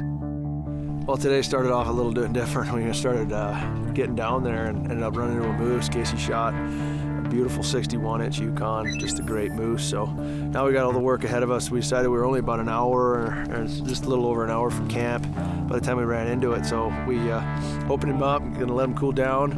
We rode back into camp here today, and we're gonna load up a string of pack horses, get back down there, do some caping, field dressing, get everything taken care of, and get him off that mountain today. It'd be great to get it all done in one day. So it's awesome, stress-free today. Just go, a lot of work ahead of us. We better get after it. Each pack box is loaded and checked over to ensure everything is in working order. Knowing that a grizzly or pack of wolves could claim Casey's kill at any moment, Casey and Chris decide it's best to trot their way back to the kill site. As they approach, they decide to hit the high ground in order to glass the carcass before getting closer. It's only been like 4 hours, I guess, since Casey shot this animal. And we're on our way back in. And there's a pile of ravens, but the gut pile I cannot see. And it looks like there might be something came in. I don't know if it's a grizz, wolves, what. So we're kind of watching it from a distance just to see what's around. These willows are so thick that I don't want to have to go walking up through these willows and come face to face with a grizz. But we're just gonna watch it here for about 10 minutes and see if there's anything on it, but it's definitely not the way we left it. In these remote valleys, it's rare to find a flock of ravens, except when the stench of death fills the air. Their haunting caw not only alerts other ravens, but it tells any predators that may be lurking nearby that there's a fresh kill. I mean, unless those birds drag that gut pile off to the side, but I don't know. I'd have to say grizz. Just don't know if he's still around. There's gotta be a grizzly. Thing is, it's on the backside of that. That's like a little swale. I mean, he could be just laying right there gnawing on that moose.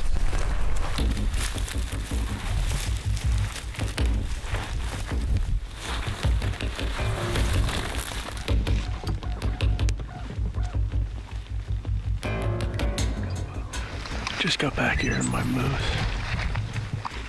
And the guts and everything are gone. Something dragged them away. There's a bunch of ravens and stuff right there, but they're not landing. They're just circling, landing in the treetops around it. They won't land, so there's gotta be a bear in there somewhere. But he's not letting those ravens in there. I'm just trying to figure out a game plan here.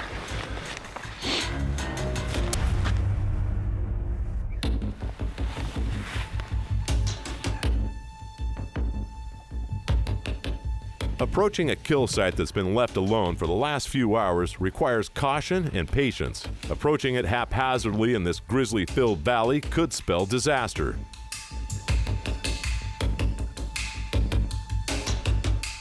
The ravens around the kill are nervously diving through the air, but they refuse to land on the carcass. The men can't help but feel the presence of something else. I'd like to get some movement. Like just any type of movement in those willows. As they glass the kill, they nervously wait for whatever may have claimed the bull to show itself. We've been sitting on this moose now for about 15 minutes, just kind of watching it. Thought maybe a grizzly was on it when we first got in here. Tons of birds up in the air. Those animals being predators like that, they'll listen for those birds and then they'll come right in. It means basically an easy meal for them. And the gut pile, that when we took the guts out, went back to get the pack boxes, the gut pile's been moved. It's gone. So we originally thought maybe a grizz dragged it up into the bush. Those birds aren't landing. Because they're not landing, thinking there's probably a grizz in there, but we've been sitting on it, haven't seen any movement. Tried to give it a whistle, see if we can get anything moving, nothing. Our next option might be go right in the den here, see what we can come up with. Just walk up in there and keep our eyes peeled. We're gonna have to get up there eventually. We'll sit on it a little bit longer, then we'll head up there.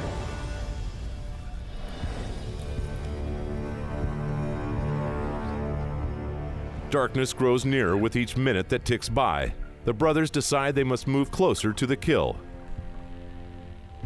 That's enough time, eh? Should be, I imagine. We'll give it about 45 minutes watching it. What do you say we walk? We can take the horses right up to that ledge. We can just see, I mean, I don't know. Well, we gotta get in there because we're losing daylight, so. Yeah. We got some work to do, and if there's a bear up there, we'll face it when I get up there, but from right here, we can't see anything, so I say we just either walk or we can just take the horses halfway up, and then that way they're up there already. I'm just gonna creep creep our way in, just nice and slow. Just keep your eyes open and we'll go through the willows. Because if those pack boxes are scraping across the willow, make some noise, may end up jumping. Some wind's gonna be going right in there. All right, let's get up there and see what we can come up with.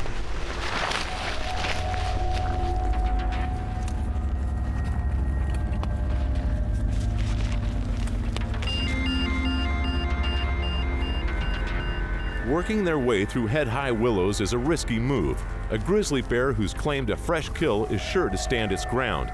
In a matter of minutes, the men will find out if it's kill or be killed.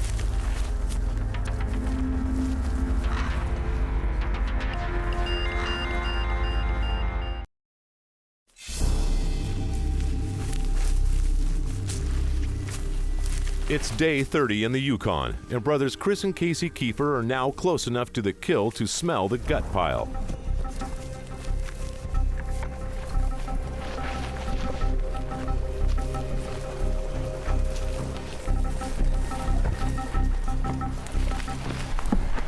Just gotta ease in from here. Keep your hands.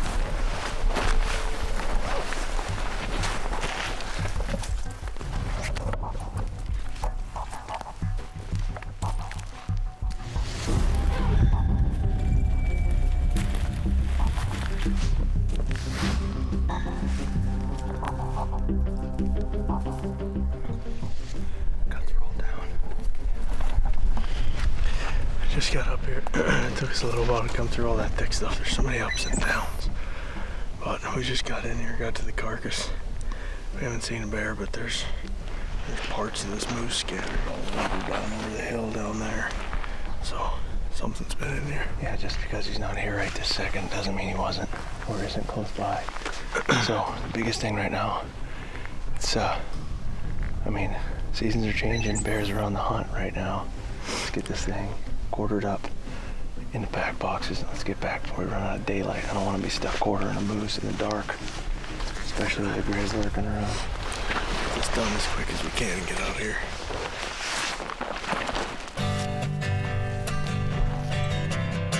While the immediate kill site is clear of danger, the brothers will continuously keep an eye on the landscape around them.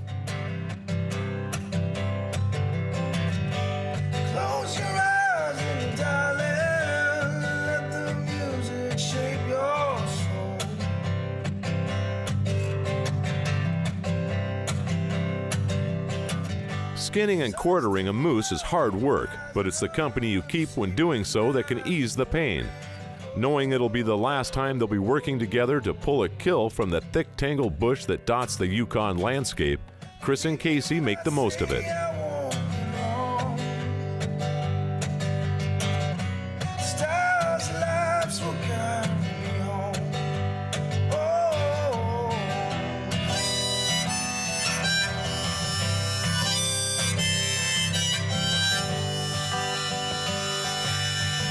Together, they cut, chop, and hack every last portion of the moose in preparation for loading the horses for the 2-hour trek back to base camp.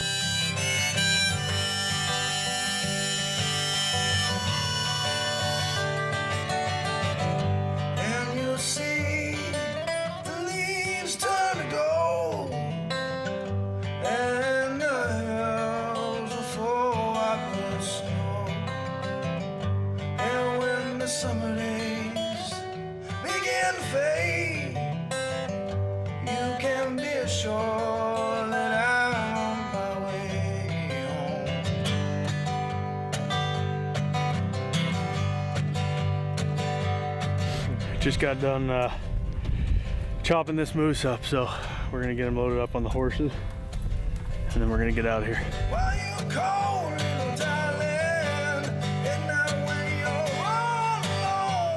With all of the edible portions of the moose safely loaded in pack boxes and strapped onto the horses, the men hoist the head of Casey's moose. The last pack job of Project Yukon is nearing its end.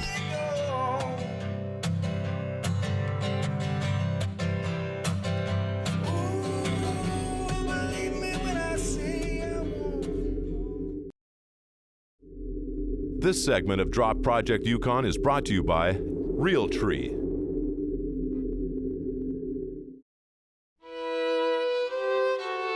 Dawn is breaking on day 31. Today is extraction day. It's been a hard journey since day one, and the brothers take a few moments to reflect on their battle.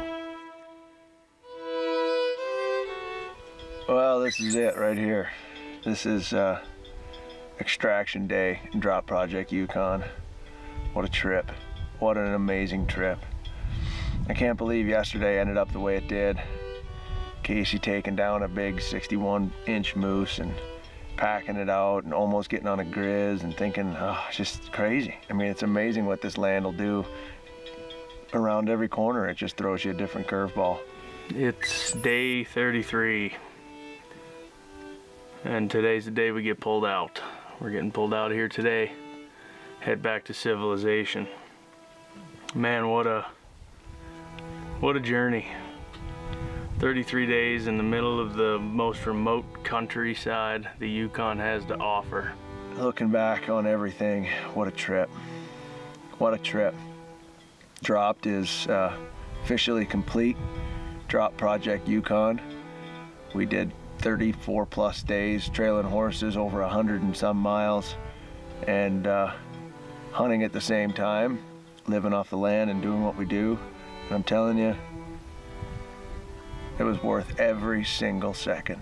You know, I'm proud to sit here on day 33 though and say that I was able to kill a great sheep and, you know, a moose. You know, that was like icing on the cake for me, was to be able to take that moose the other day. That was definitely something that I wanted to do. It was a goal that I had when I came out here, and I was able to get it done. So, but now it's time to go. It's time to go home. It's a lot of fun. There's nothing like being out here. I mean, it's bittersweet. There's nothing like being out here and just looking around and seeing these mountains and not knowing what's going to happen the next day. When you live your life in a routine, you kind of get lazy. And out here, you don't know what's going to happen tomorrow. You don't know what's going to happen today. So you're always on your toes. I feel good because I feel like there's no stone that we left unturned. You know, I feel like everything we did for a reason, and we did to try and put ourselves in the best situation possible. And the fact of the matter is that, you know, sometimes when you set out to do things, especially when you have such high expectations or high goals that you've set for yourself, you know, there's times where you're going to be disappointed. But at the end of the day, that disappointment depends on whether or not you can sit back and say, I did absolutely everything in my power to try to be successful. The Yukon threw everything she had at us, no question. And we persevered. Didn't quit, didn't give up. Whined and moaned, but didn't give up.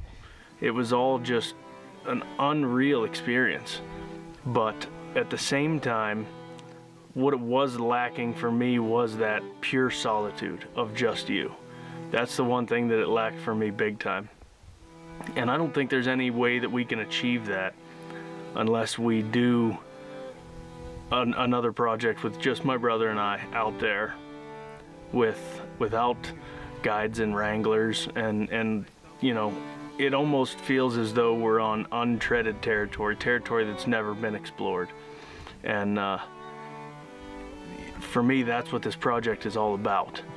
Drop Project Yukon is about the reality of being in the Yukon for over a month and the trials and tribulations that happen when you're out here.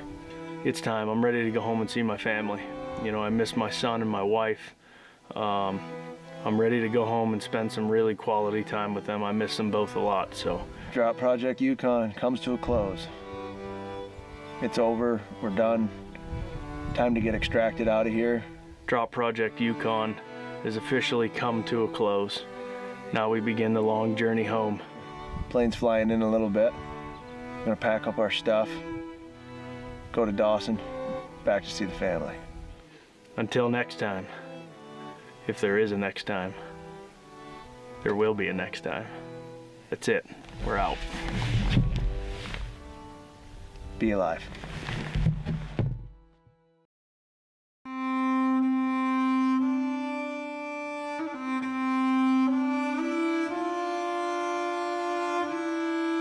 Though by many it may be thought simple, the Yukon has its lure. It's tempting and fierce, yet quiet and sane. If there's something it's not, it's forgiving and tame. For over 100 years, men has set out to take on the Yukon, however long their bout. For the brothers, it's much the same. Weathered and worn for 31 days, each man has endured. In order to survive her, a man must obey her. Her laws are unwritten, but laws nonetheless. Show respect for her beauty and give thanks for her bounty. Fight fire with fire or perish. With time, the cuts and bruises will fade, but the lasting memories etched in their soul will remain. There's no way to explain how a man has changed over the course of his journey here. To be truthful, it's pointless to try.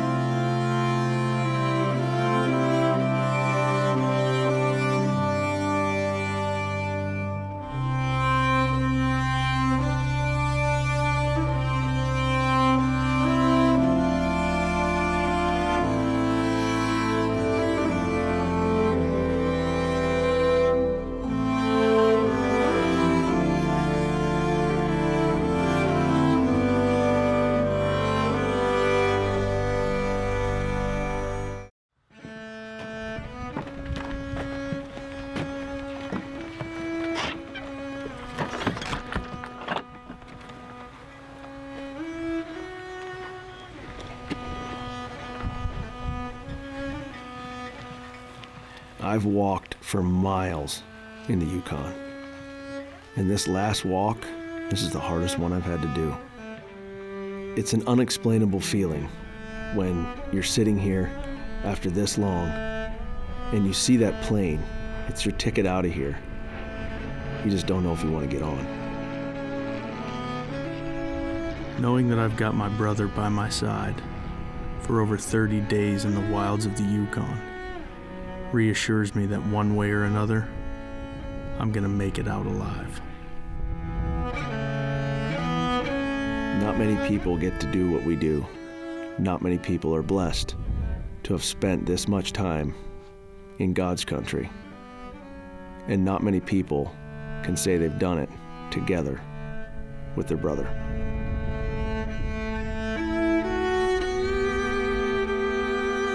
Yukon was the most challenging hunt I've ever been on. Mother Nature threw everything at us, and in the end, we persevered. Having lived in the Yukon for over 30 days, there's a part of the Yukon that will always live in me. And there's also a part of me that will always belong to the Yukon.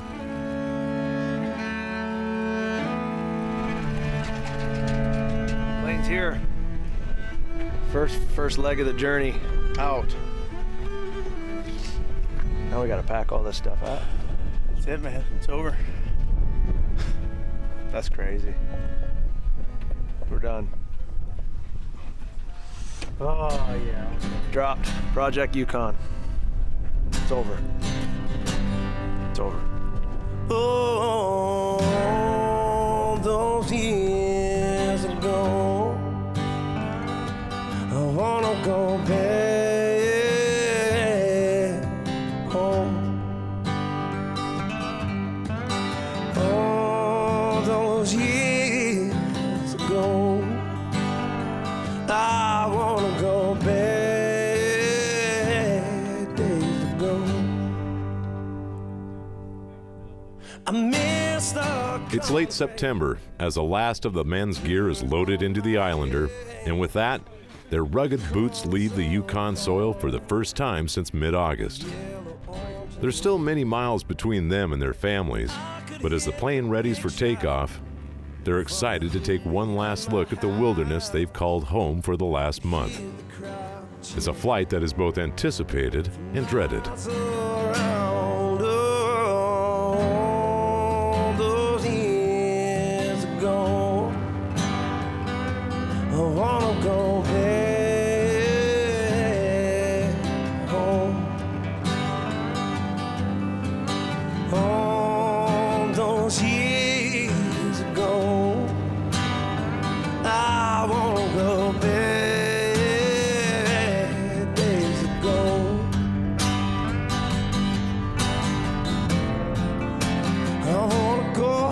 Something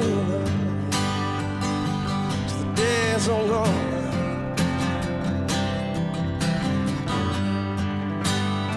Lord, I wanna go back to days and gone.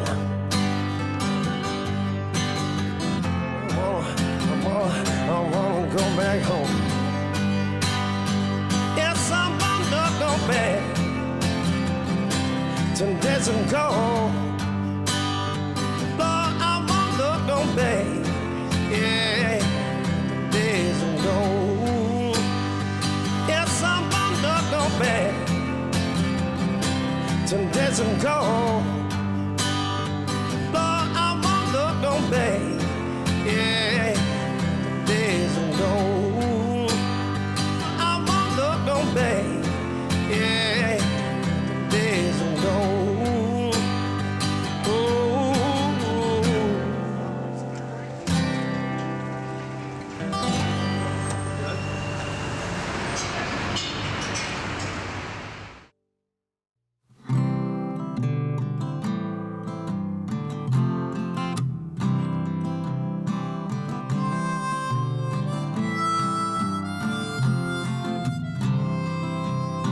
Saddle up the horses, weather's coming in. Need to find some shelter from the cold. Clouds are painting pictures of seasons change. Body's getting tired and shorter all the days. I'm a weathered man. I'm a weathered man, broken down and weary. I'm a weathered man. 1,000 miles from somewhere high on the range. I'm a soul survivor. Bring on the snow and rain. 'Cause a man needs hard times just to feel like a man. Wild like the weather, with freedom in my hands. I'm a weathered man. I'm a weathered man. Broken down and weary. I'm a weathered man. I'm a weathered man. I'm a weathered man. Broken down and weary. I'm a weathered man. Just a weathered man. I'm a weathered man. Just a weathered man. Just a weathered man.